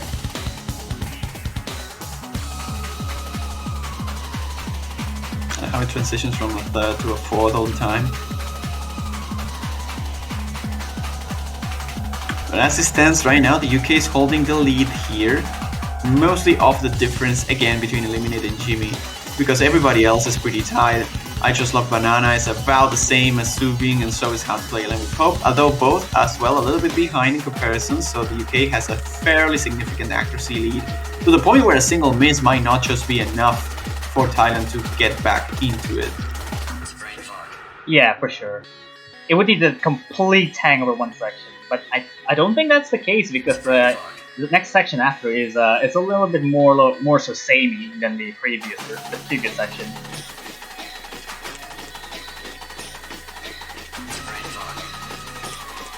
I love this spark. And after this one, this is a little bit of a jump glut in between the mini jack streams. Yeah, it gets a little bit denser and it becomes this gluty pattern, but it's not gonna be enough for to trip anybody. Although I just missed right there, but it will not matter all that much. UK was on the lead regardless, and they will take their point once more. With an insane V1 double as thereby eliminates. Such a good ratio too. And How to Play 11 also V1 SS. Yep. Yeah, all scores here are really good. Like less than 5/200s. With Jimmy 4 with 4, I Just Love It with 4, Zubin with 2, Pope Gadget with 1, but insane ratio. almost competing with Eliminate actually. But that's also a match point for United Kingdom here. They're 1 point away, and Thailand needs to win like 3 straight picks. Yep, 3 straight picks they need, and they have to stop with their own. If they get a single breakpoint, they are there fine. We go. They have 2, but there we go. SV time. Hyo Ryu. Let's go. Let's see if it works out, because I think the UK has some experience with this. At least some of the players have played this map in 4-Digit Mania World Cup. I'm not sure if Newsom did, but Ting must have to. Yeah, Ting is 99% of the time will be playing for SVs, and yeah, you have it. Ting will be playing for SVs, and if it's the best time that you can pick SV, this is the right time. Is this the second or third time we're seeing this map so far? Probably second time.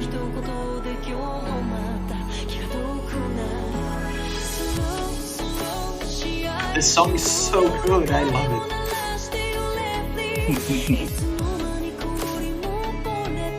I'm seeing Young actually, of all people, here. That's interesting. I like this. I'm liking this. I'm digging this. Not too sure, but I think Young should be practicing a lot.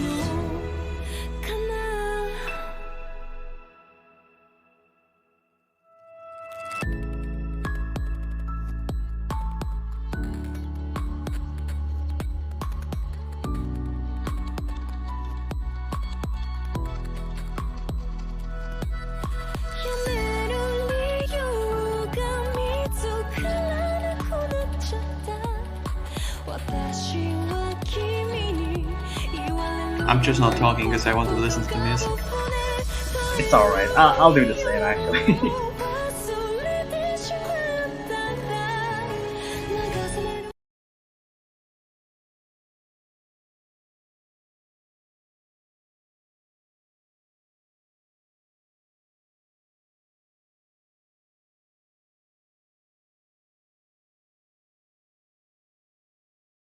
And here we go then. It is SVs. This is match point for the UK. So if they win it, they can take it all, and they will be advancing to the quarterfinals winners bracket. If they lose it, they still have to fight a little bit longer.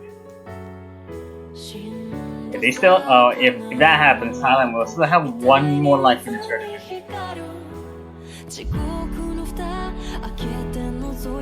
Outplayland is struggling a little bit when it comes to ratio here, but other Jimmy than that, actually oh, won. Oof, that was rough.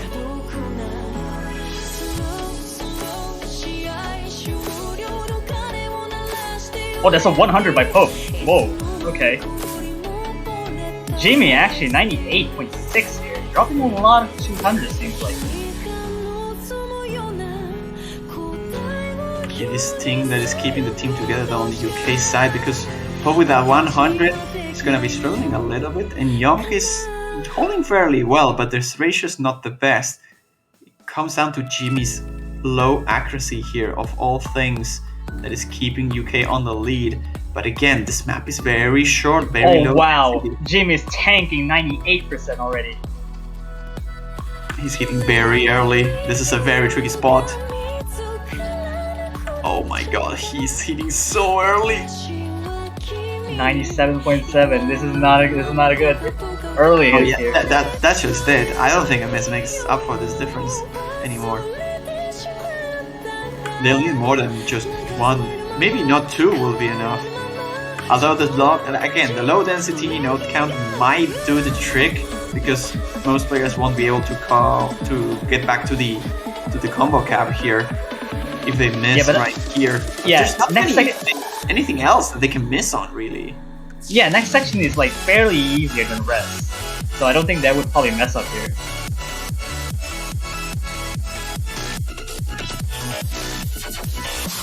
Like, this is like the only act that you can gain from this section. So far it looks like it, yeah. 99.7, 99.8, 99.4. Thailand, with being 99.3 for how to play LA, seems to be dropping that as well. Probably the 200 there, triple 200 actually, but not gonna make out the difference at all. They need misses, and misses are not there for Thailand.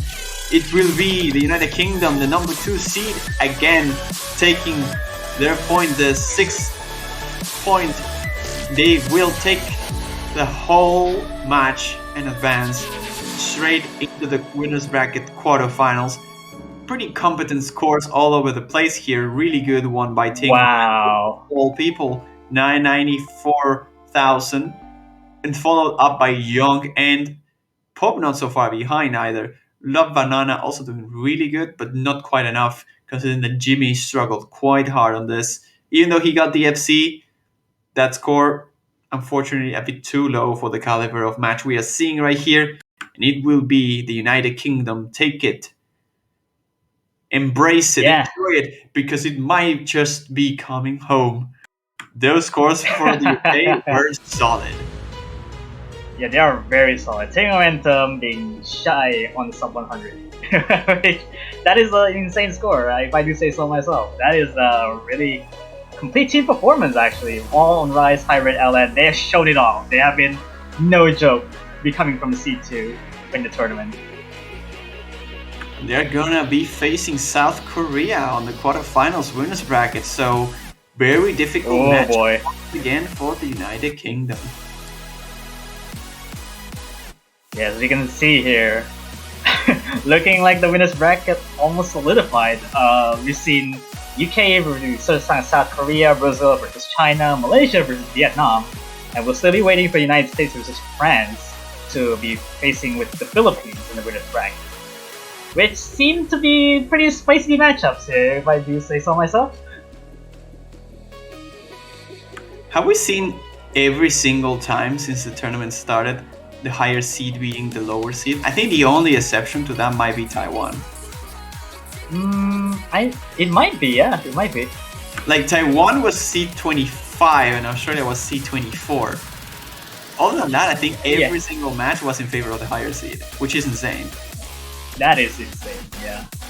Although we have a little about 13 minutes, we'll be reaching to another match, which is Venezuela versus Netherlands. Also, looking pretty interesting matchup here. Well, if the seeds are going to be telling us anything, then Netherlands should have the upper hand, but you never know. Venezuela looked fairly good in the qualifiers. They have a couple of really good, decent players, but so does Netherlands, so we'll have to see how that match fares. It will be in about 15 minutes from now, 13 if you want to be very precise. But hey, we had a good match. I thought this was going to be a bit more one-sided in favor of the UK, but they managed to take a couple points regardless. Yeah, that is a good thing. Thailand has been putting up a really good fight against the UK. Taking 2 points is not to be ignored at. Actually, you can't if you're facing a very high seed, just like a C2 in the UK. Taking 2 points off that is like really good on their side.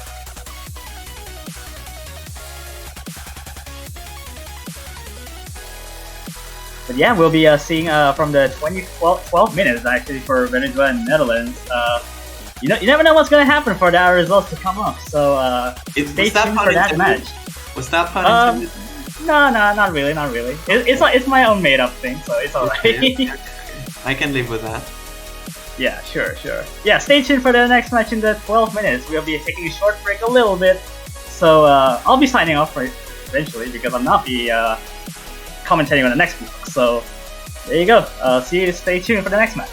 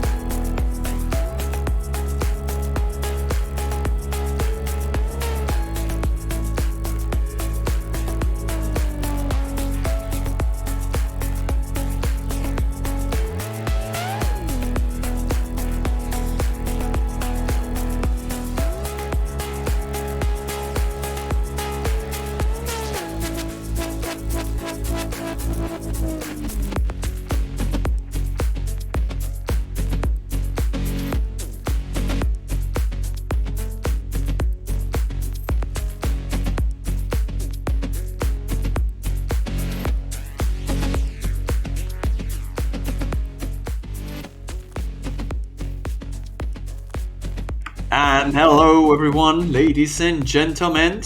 We are standing on the shoulders of giants because we are gonna see Venezuela and Netherlands facing each other for the spot into the losers bracket quarterfinals here. If you didn't get the pun, that's the song we are listening at the moment.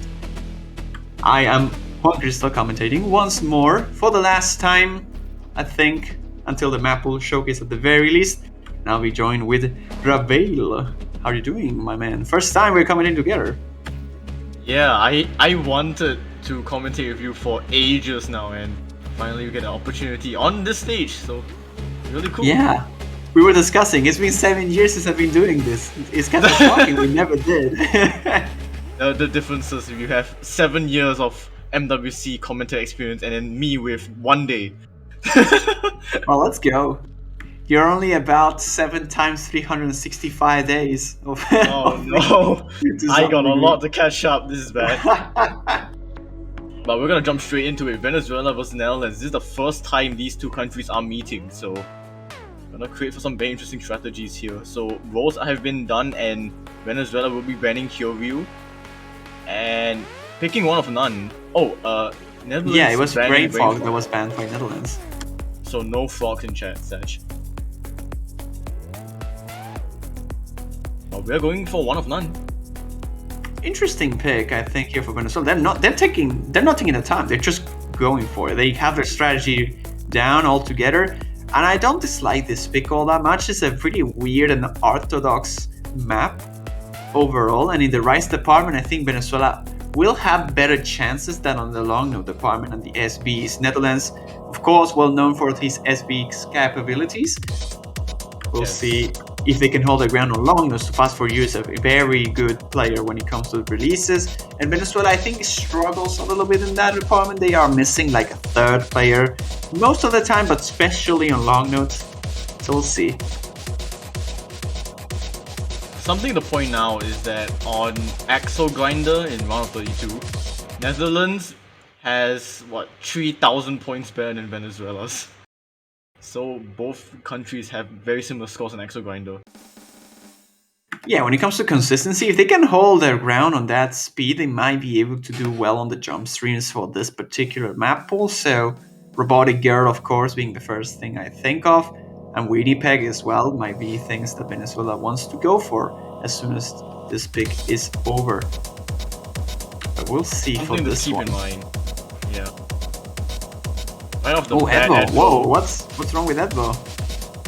What's his accuracy? Seemed to be a miss. I think it might just be a first few notes kind of accuracy lag.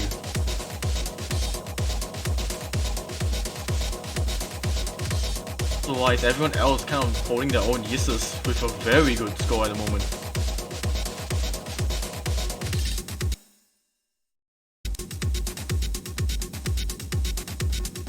As it stands, it's mostly just that is making the difference here. I'm surprised Edvo has done fairly well when it comes to this World Cup so far. Oh, but there's a miss there by Cheese. Oh, that's no good. That's gonna give the lead even further to Netherlands now.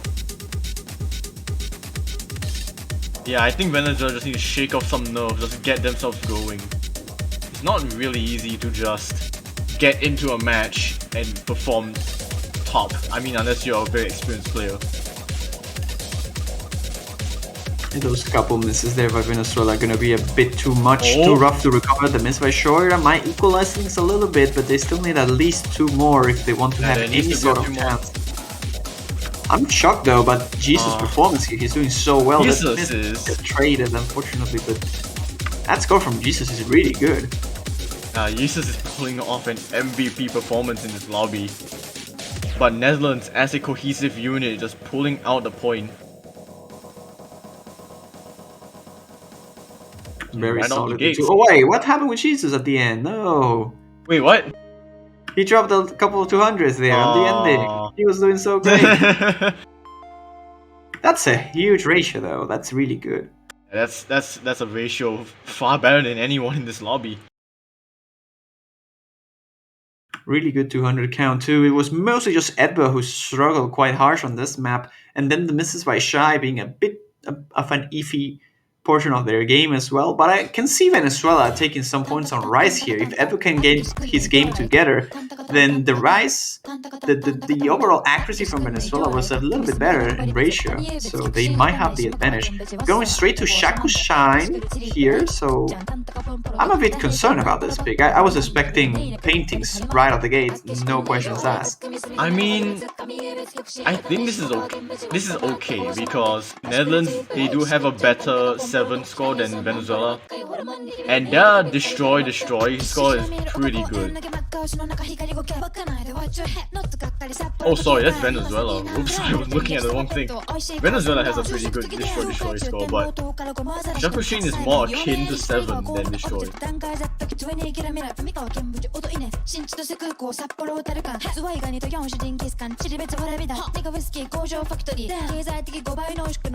I like the song. Oh, this song is great. Shoya getting replaced here though by Too Fast For You. He's going to be taking this spot. And Venezuela's just going to go straight with the same lineup. Oh wait, they're actually making a substitution here. Shy being replaced. I think he was a bit shy to play this map. Who will fill in though? I'm not sure. Looking at I don't recall the roster. There's Nekopan, and Doryoku and Sevalak could fill in. Let's see, maybe Nekopan?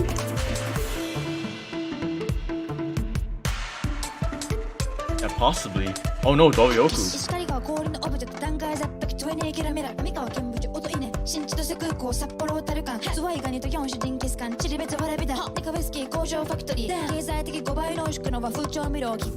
Right, this would be a Venezuela lineup to watch then.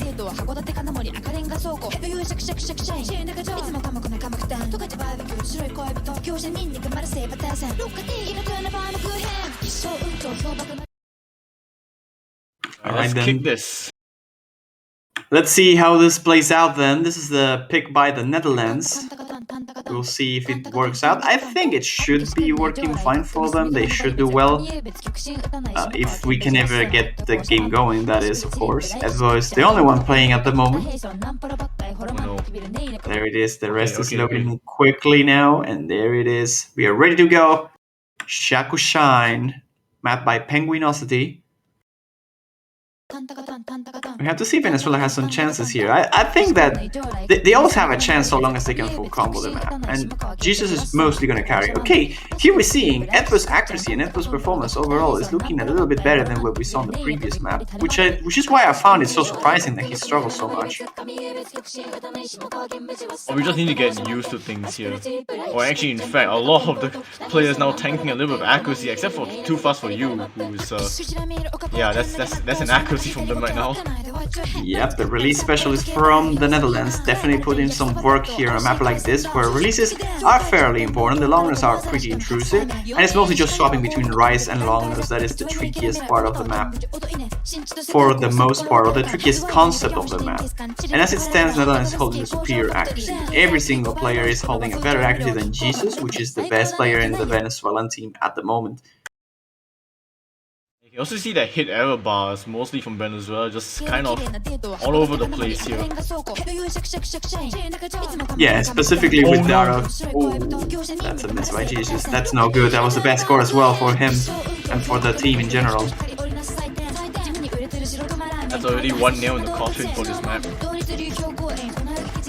Map is fairly long though. Still like about half of the map still to go through, so there is still some hope for Venezuela if they can hold their combos together.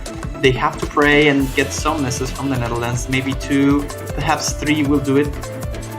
And that's certainly possible. This map it's very choke heavy. You can easily miss at any point with those releases being in the middle and being very intrusive. But the misses unfortunately coming in the right directions, as there's only one full combo left on Venezuela. Yeah, Edvo holding the last shining light from Venezuela, and Netherlands just kind of steamrolling this entire map. And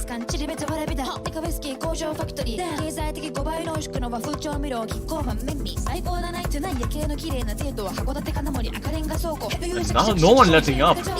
Doryoku hitting the 400 combo cap. But this lead is so huge. roughly about 30,000 or so points.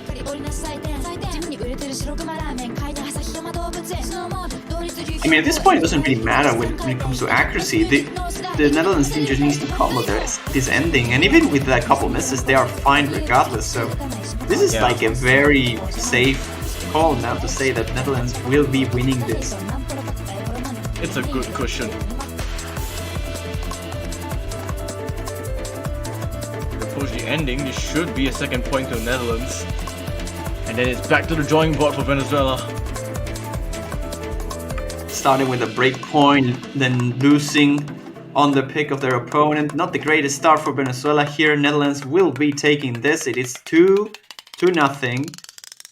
And overall a pretty solid team score here by the Netherlands. I think every player got above the 985 and 988 even.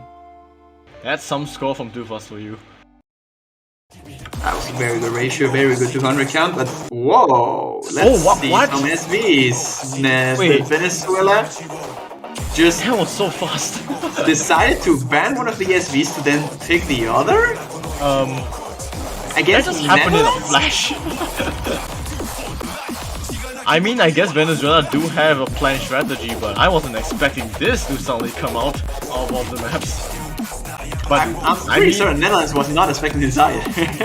this is going to basically trigger an entire roster. Well, not an entire roster change, but definitely a roster change from Netherlands. We're gonna see Narumi for this, I'm pretty sure. You will see Selelak as well for Venezuela. Yeah. So that is the roster change we were looking for. It seems like Shoida has a mind block on this, so that might be a good sign for Venezuela. This is a very interesting pick from Venezuela because they are not that known for SVs. And especially against Netherlands. Like, remember that this is a Netherlands team that, well, most of them came from last year's World Cup. And they managed to take an SV point off Korea. This is not the kind of teams you want to pull this kind of strategies. Like, I can see this Hail Mary working against a team like Argentina, for example, or a team of, I don't know, one of the lower seeds as well, like Sweden. I wouldn't say Poland, they are especially good at SBs, but those kind of teams it will work. But Netherlands specifically, which is such a big SV team, historically so, and they have a very solid roster when it comes to stuff like this. Narumi is an amazing accuracy player, but he holds his Vs extremely well too. And to fast for you is a hard worker too, so overall I'm not sure about this. We'll see. Venezuela might have something cooked, something planned.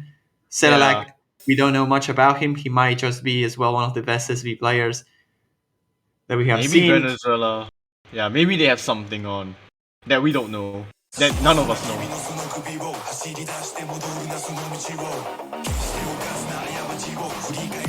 Let's just kick things off. Here we go. First few SVs. No one tripping on them so far.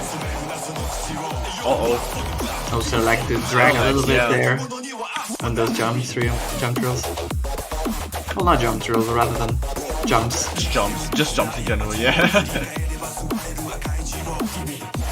The split jumps, we can call them.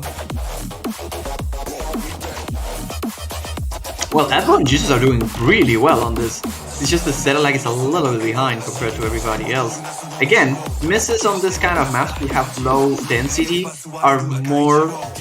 I mean, and they're less forgiving, they're more punishing in general. Yes. Because you have less nodes to hit the combo cap, and this will hit your score even harder than it usually does. And each node is going to be worth more as well.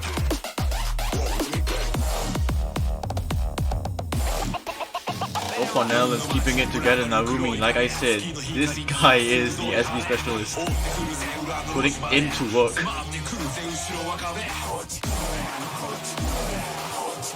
Now we go into the BPM change,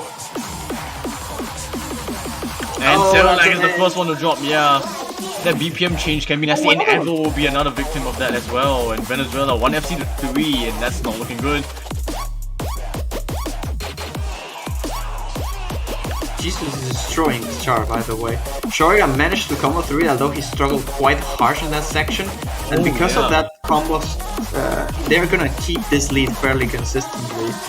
with the miss, it would have not been enough because Sterlag is still behind, and I think he had that double miss instead of Shoridas, who have gone just a single one.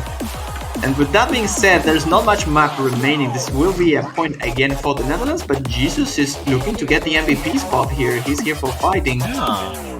Jesus is doing it. Okay, Jesus is now tied in accuracy with Narumi, as we say that. 991k for Jesus there. That's Both players solid. doing really He didn't well. get the best score though. By Narumi just took that by 51 points. 51 points, but it was super close. That was really close. Good fight from both of them. Solid ratios all over Netherlands. And the 200 counts were maybe not as solid. I would have expected Netherlands to do better on this map specifically. So without the misses, Venezuela would have been closer. But the 200 count from Evo, I think it was, would have been there. We would have lost anyway. And we went straight to paintings, and this is the kind of map I was expecting from Netherlands. Straight from the gates. Oh yeah. Oh yeah.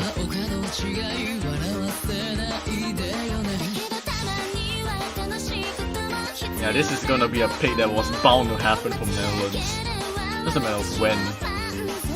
And once again, complete roster swaps because we're moving from SB to LA and we see Shice die now, and we're definitely not gonna see Narumi for this.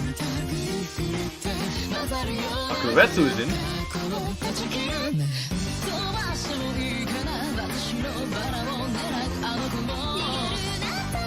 Is Jesus gonna play this or not? I'm surprised he got out of the room.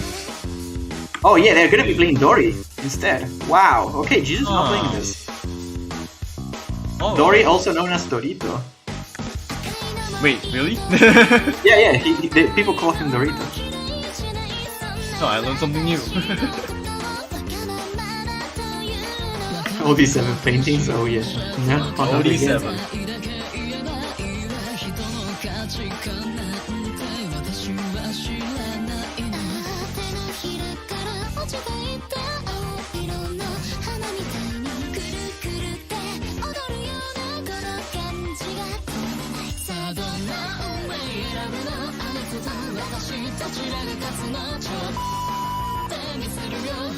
I'm gonna wait for the green light from the referee. Yep. I mean, I know I mapped this, but this song is so good. Like, come on. The piano, the voices, 96 Neko is just amazing. You've said that like a few times already. I'll just say it every time. I think you even said that last match, yeah. Yep.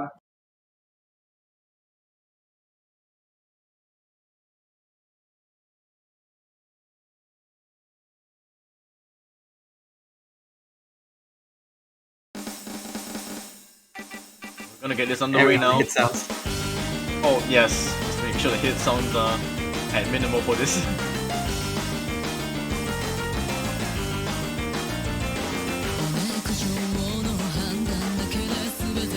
But once we hit the first chorus, then we'll probably see a substantial lead to Netherlands. Maybe earlier. Oh no. Yeah. Very early job from Dorioku just before the 400 combo cap.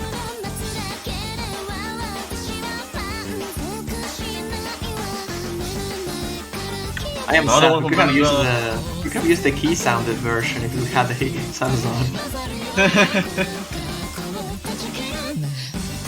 Another miss from Dorioku and we approach the first chorus. And look at Netherlands, look at all their accuracy, so compact, about a deviation of 0.07 from the lowest to the highest. They are not a team to mess around. Yeah, overall this accuracies by Netherlands are really solid. And again, it was looking close at the start for Venezuela, but now with the misses from Dorito and Edvo, it is just Shy, which is holding the ground here for the team, and it is still not gonna be enough. Even his accuracy is a bit low compared to everyone else, and he misses now. I just have to stop mentioning people's names when they are playing, I'll never learn. Hashtag blame Juan, let's go, get in the chat.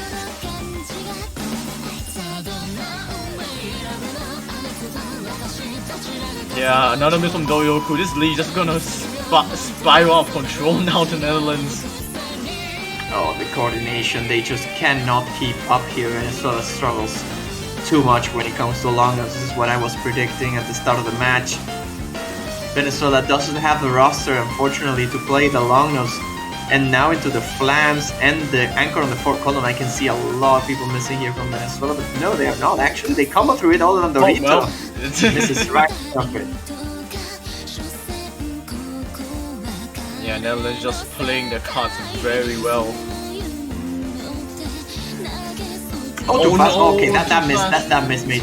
Oh, I guess it makes sense. Those patterns are very weird to play, so you can overhold for some reason on those patterns, and you can hit some misses. But still, of all people to be too fast for you is kind of sad. He was holding better accuracy. Yeah, they were holding the best accuracy in the lobby, but they are still holding the best accuracy in the lobby anyways. He's crushing it. He is indeed. Well, Shoiwa's catching up. Oh, and now a couple more misses from Edwin Doryoku. And this is gonna be a 100,000 point lead, and it'll grow. That is most definitely a 4th point in the Netherlands. And then it'll be back to Venezuela to have the shot. That's a huge win. That's might be the highest difference that we have seen in the whole tournament.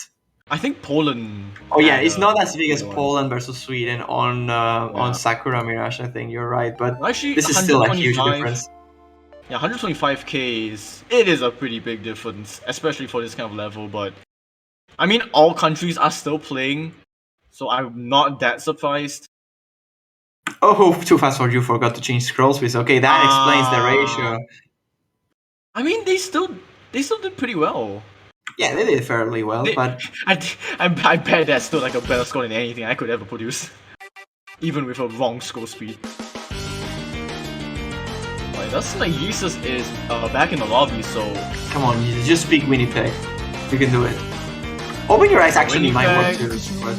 Portugal. To be fair, the problem with Winnipeg might be that the third player of Venezuela is not fast enough to keep up with it, but I feel that Jesus and Edva will be able to keep up with it. Third player syndrome is so strong in Venezuela, it's very frustrating to see. But they do have the good players, but when you're up against a team like Netherlands who has like a player for every department and are good at every department, it's so difficult to break through them.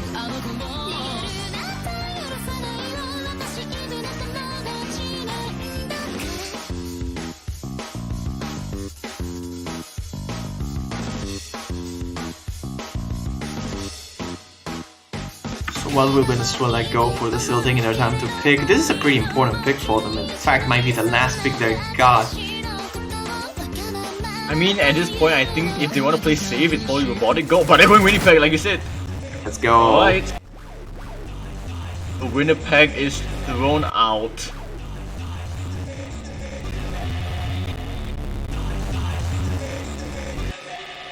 So Edward's gonna be replaced here, I believe. Either Edva or Dorito, one of the two apparently is gonna be leaving here for Jesus.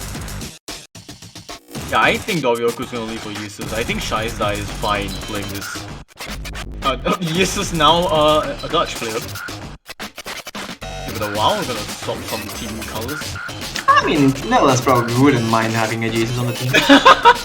Yeah, they definitely wouldn't mind. Jesus has been popping off. There it is, Edbo is getting replaced here by Jesus. Dorito and Shais will stay on.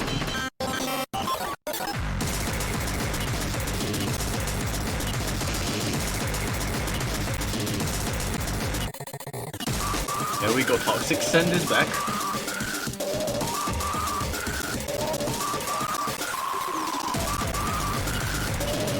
Now this is gonna be pretty interesting to watch.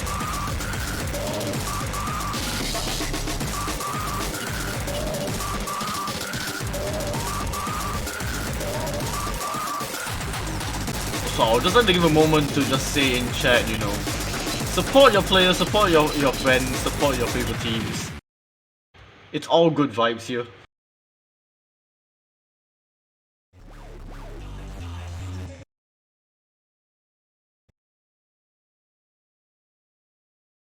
We're going into map number 5 here.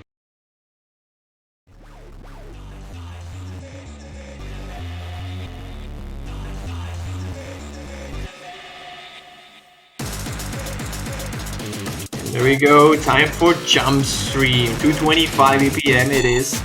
We'll see if the Venezuelan team has what it takes to hold their combos together throughout this chart, because I think if they do, they probably have a chance to win this. Toxic Send being the replacement here, and it's gonna be alongside Fast For You and Bakuretsue.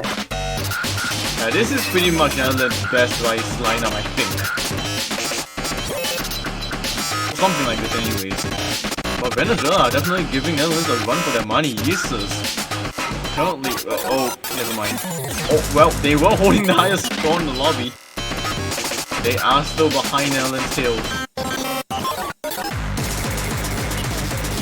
There we go. Tunnel vision jump stream time. There it is. We'll see. Netherlands is holding the superior accuracies together. They are just, as a unit, performing better than Venezuela, but Jesus and Shai are both equalizing two of the players in Netherlands. It's only 0.2% of accuracy difference between Dorito and the remaining Dutch player here, so this is actually very close. There's only a quarter of the map remaining though, so do they have enough time to recover here? If the Dutch team picks up a miss, you never know. Oh, with a miss, they're definitely losing this. I'm just saying accuracy enough might be enough. Hold on. It's flickering. That's going too fast for you. They both are dropping accuracies. Venezuela only has the lead. Venezuela's in the lead. Oh my god, it's so close. You need to hold on. A few more seconds left. A few more seconds. Oh, it's just a few more seconds left. 200. Venezuela can't do it. They're so close though. The ending is very punishing. Too fast for you. Misses at the end. At the very end, Venezuela takes it. And that is clean sweep denied. Clean sweep denied. Shy's die with a V1SS. Same with Toxic Sense. 6,000 points of difference. That score for Shai is super good too. Wow. Venezuela. Clean sweep denied. Let's go. That is really good.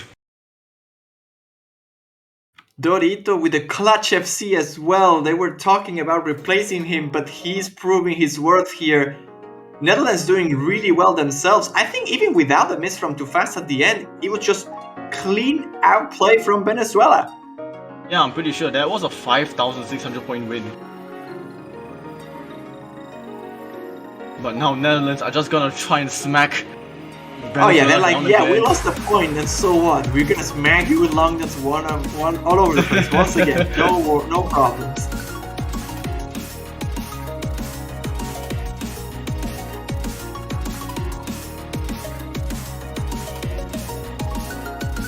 Which means that so far in this round 16, we've only seen one clean sweep, which is mind-blowing.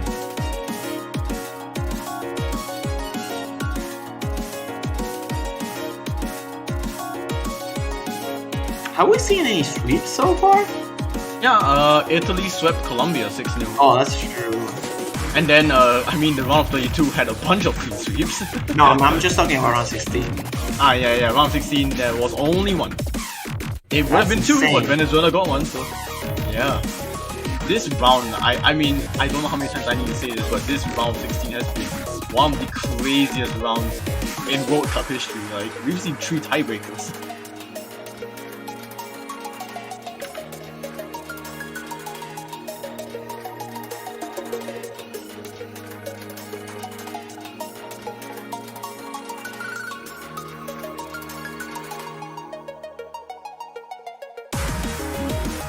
Now we're just gonna wait for the green light from the referee for this one.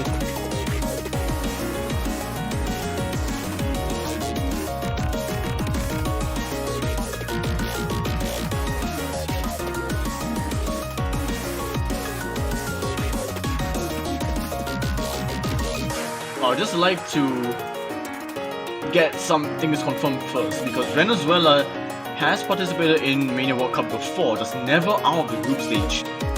They've never won a group stage match. They've won a few points before, off Philippines in 2017, off Chile in 2018, but at this stage, you know, when the map pool is so difficult, to get a point off a country like Netherlands is definitely an achievement.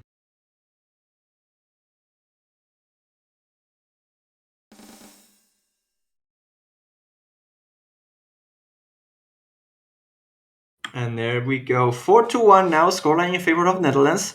Going straight into releases here. So Netherlands should have the upper hand here. They still have Sakura Mirage on the back as well after this if they need to win one more of their own picks. But I can see this one being a big stomp in favor of Netherlands, unfortunately. Edvo already with a miss early on one of those releasey patterns. I like how I said releasey, but they're not easy. Releasey. I mean, Venezuela are not known to be an L-Land unit, so the Tyronics actually taking up a miss themselves, but Shice trees it back. It's the first time I've seen Tyronics actually on this lobby as well. I believe we didn't see him on paintings. Yeah, I think so. Who was playing paintings for them? I think it was Baku. Oh, it's Bakuretsu. Yeah, I think it was Baku.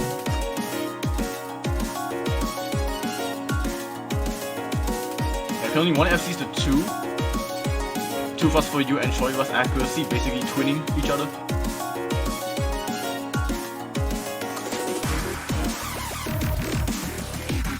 Okay, Jesus actually playing this long map, so a bit of a surprise here as well. But yeah. as you can see, you can see the difference between his performance on Rise and his performance on Alliance. He struggles with release timing so much, and that is such a usual thing from people that comes from other games. The release timing, which is like a unique thing to O's, or for the most part, it used to be the unique thing of O's, in 4Key specifically, and a lot of players who are transitioning from other games struggle hard, and Jesus is like the perfect example. He got insane scores on Rise. Every single map he played, he does really well, but when it comes to long nose, he struggles a little bit. The coordination, the release timing, everything in general is just so like non-meta in other games that they just struggle.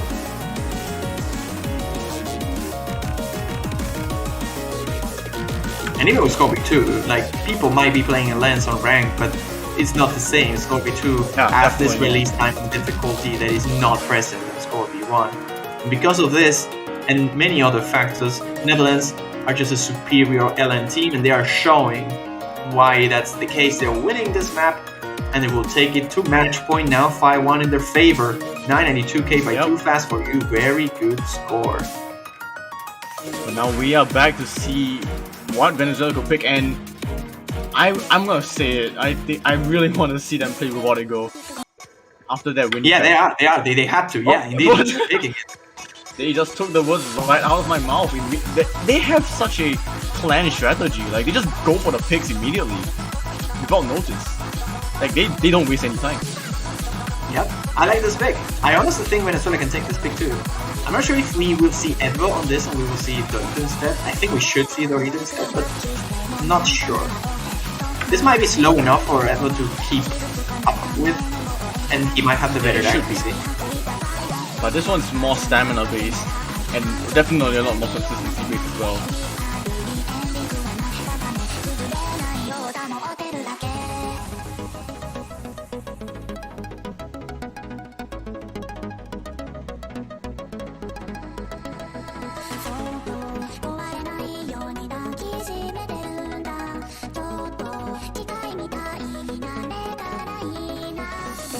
Wait, I'm reading the chat. Is this true? I don't think it's true, but maybe it is true. Was that the first time Venezuela ever got a point in the World Cup? Not in this, but in general. They've won points in groups before. I thought so too. I was a bit surprised when seeing it on the chat. They definitely didn't win a match, but they have. I mean, in a knockout stage sense, they've never made it. They never got to a knockout stage in the first place.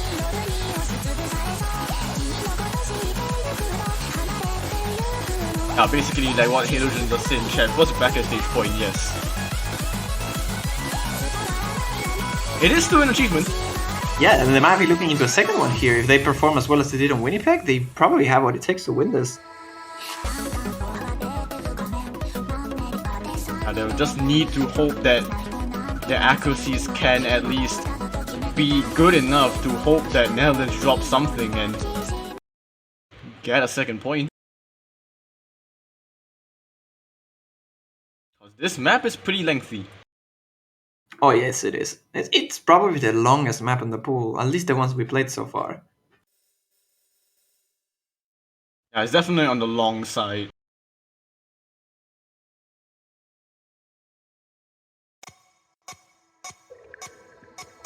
Here we go, we're gonna see Evo instead of Dorito this time around, so hopefully it pays off. Toxicen actually had a bit of a rough start here, 99.30, 99.40. Yeah, that's gonna get negated very fast though, just knowing how long this map will be. Oh yeah, definitely. But the lead might just be in favor of Venezuela at the very start then, just because of this. It is, but Toxicen, as you can see, the accuracy climbing up very fast. Advo's trying to run away, but Toxicen now overtakes Advo in accuracy. So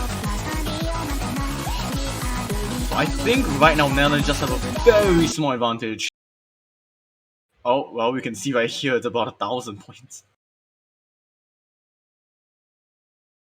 It is exactly 100 points, right? I thought 1,800. Wait, 1,800.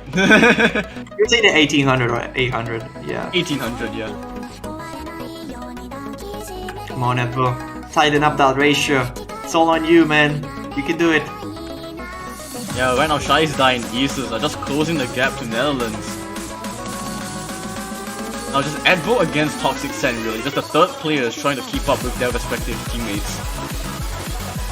And this is still a thing. This is a map that you easily tunnel vision through, but you can easily miss as well. If you get too confident in it, you might like mental stress yourself at some point and start rushing or dragging, and in the intention of like get back into the Titan window, you miss. That's It is happens so often. easy. It is so easy to just lose a split second of concentration and you can miss a lot, and that will be detrimental. So there is a lot of like concentration that goes into this. Like I said, Toxicen and Too Fast. What for you? Wait, how did Too Fast miss that? Right before the breakthrough. Oh, that's dream. That's a dream. What is going on? What is going on? How is this 3-1 FCs in Venezuela's favor?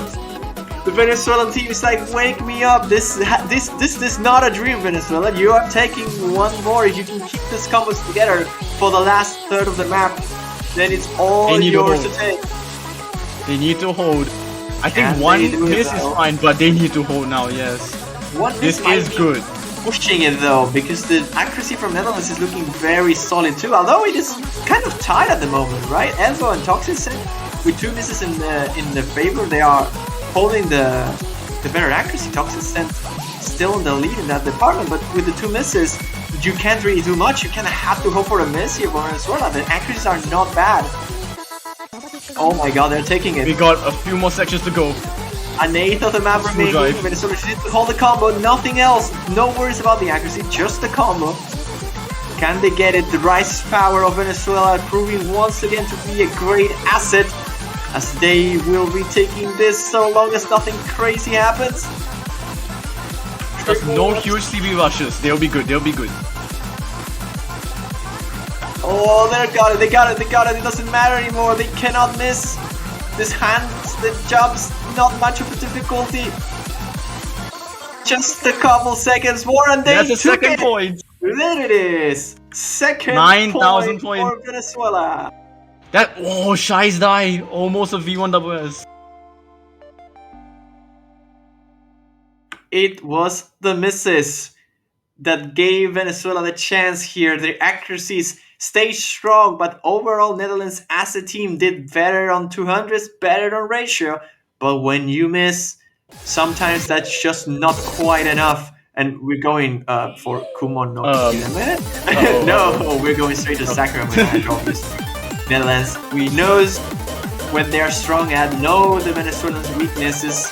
We're going for Sakura Mirage. Yeah, we just need the client to fix itself before we can go yo. Yep. I mean yo. Yo, well, I mean, Netherlands going for the final island map of the pool. If we're going by script, Netherlands does have this in the bag, but a lot can still happen.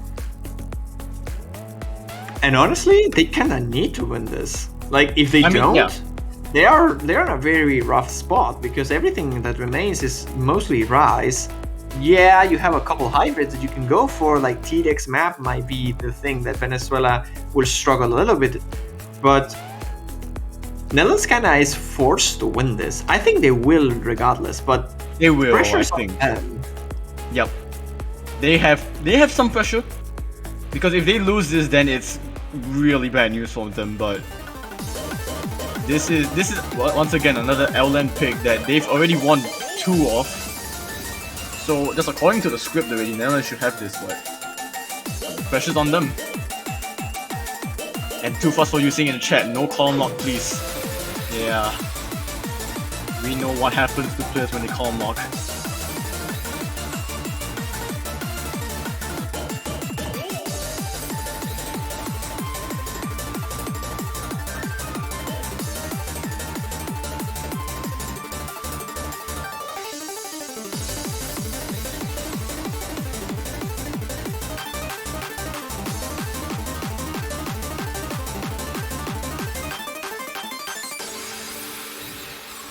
Oh, it does seem like Netherlands, they are going to replace someone, just need to wait a little bit more.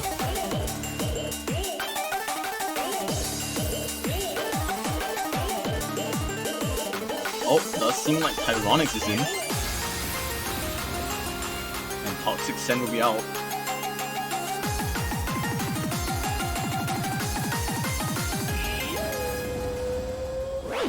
Few shifts from the Netherlands side. Venezuela is yeah, going with the same lineup as a while ago, so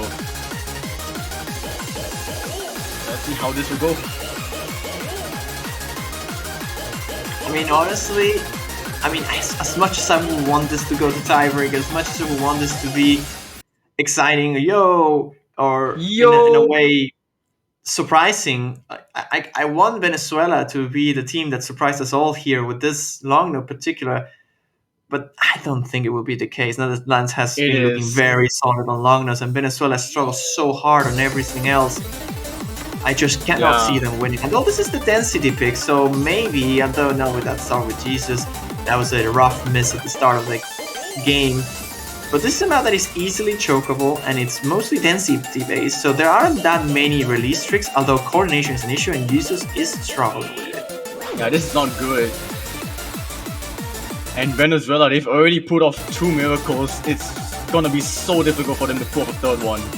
I wouldn't call them miracles. I think the 2 points they won, they deserved it. I mean, yeah, There's ironic in this, yeah. But Jesus is just not having a good time with this one. But Edvo and Shai's are definitely doing really well, honestly. It is not that far off. It's mostly just Jesus struggling really hard with this map, but otherwise, Shai and Edvo are doing really well. And Tyronics is struggling a lot too. This might be closer than we expected. Oh, this is definitely a lot closer than what we saw in Paintings and Castle. This is actually a little bit weird. I thought Netherlands would be crushing this, but no, they aren't.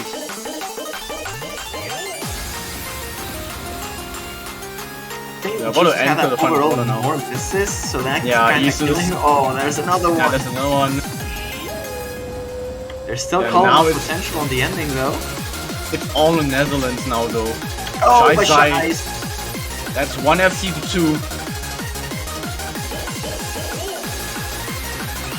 Just gotta watch for any possible column locks. This is just huge. I don't think the Netherlands can lose this, even with a column lock. And there's more misses coming from Venezuela all over the place. Even there's a full team drop. Combo drops.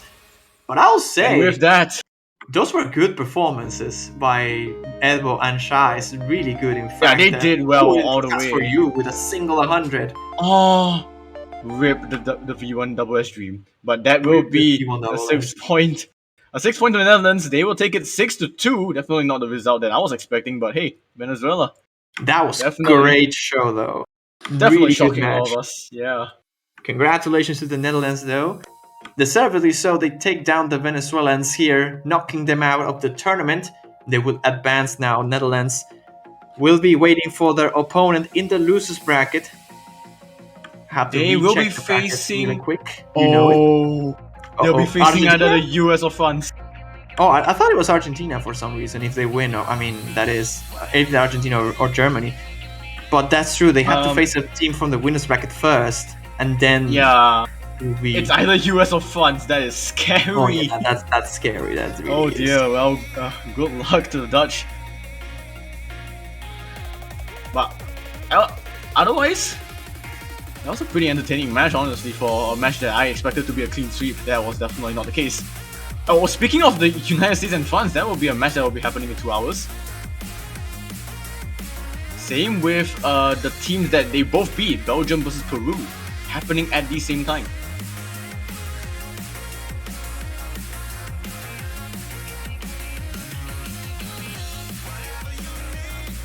So anyways, I think with that, once again, we'll be taking another break because we will have to wait for about an hour and a bit before we can get 2 more matches going.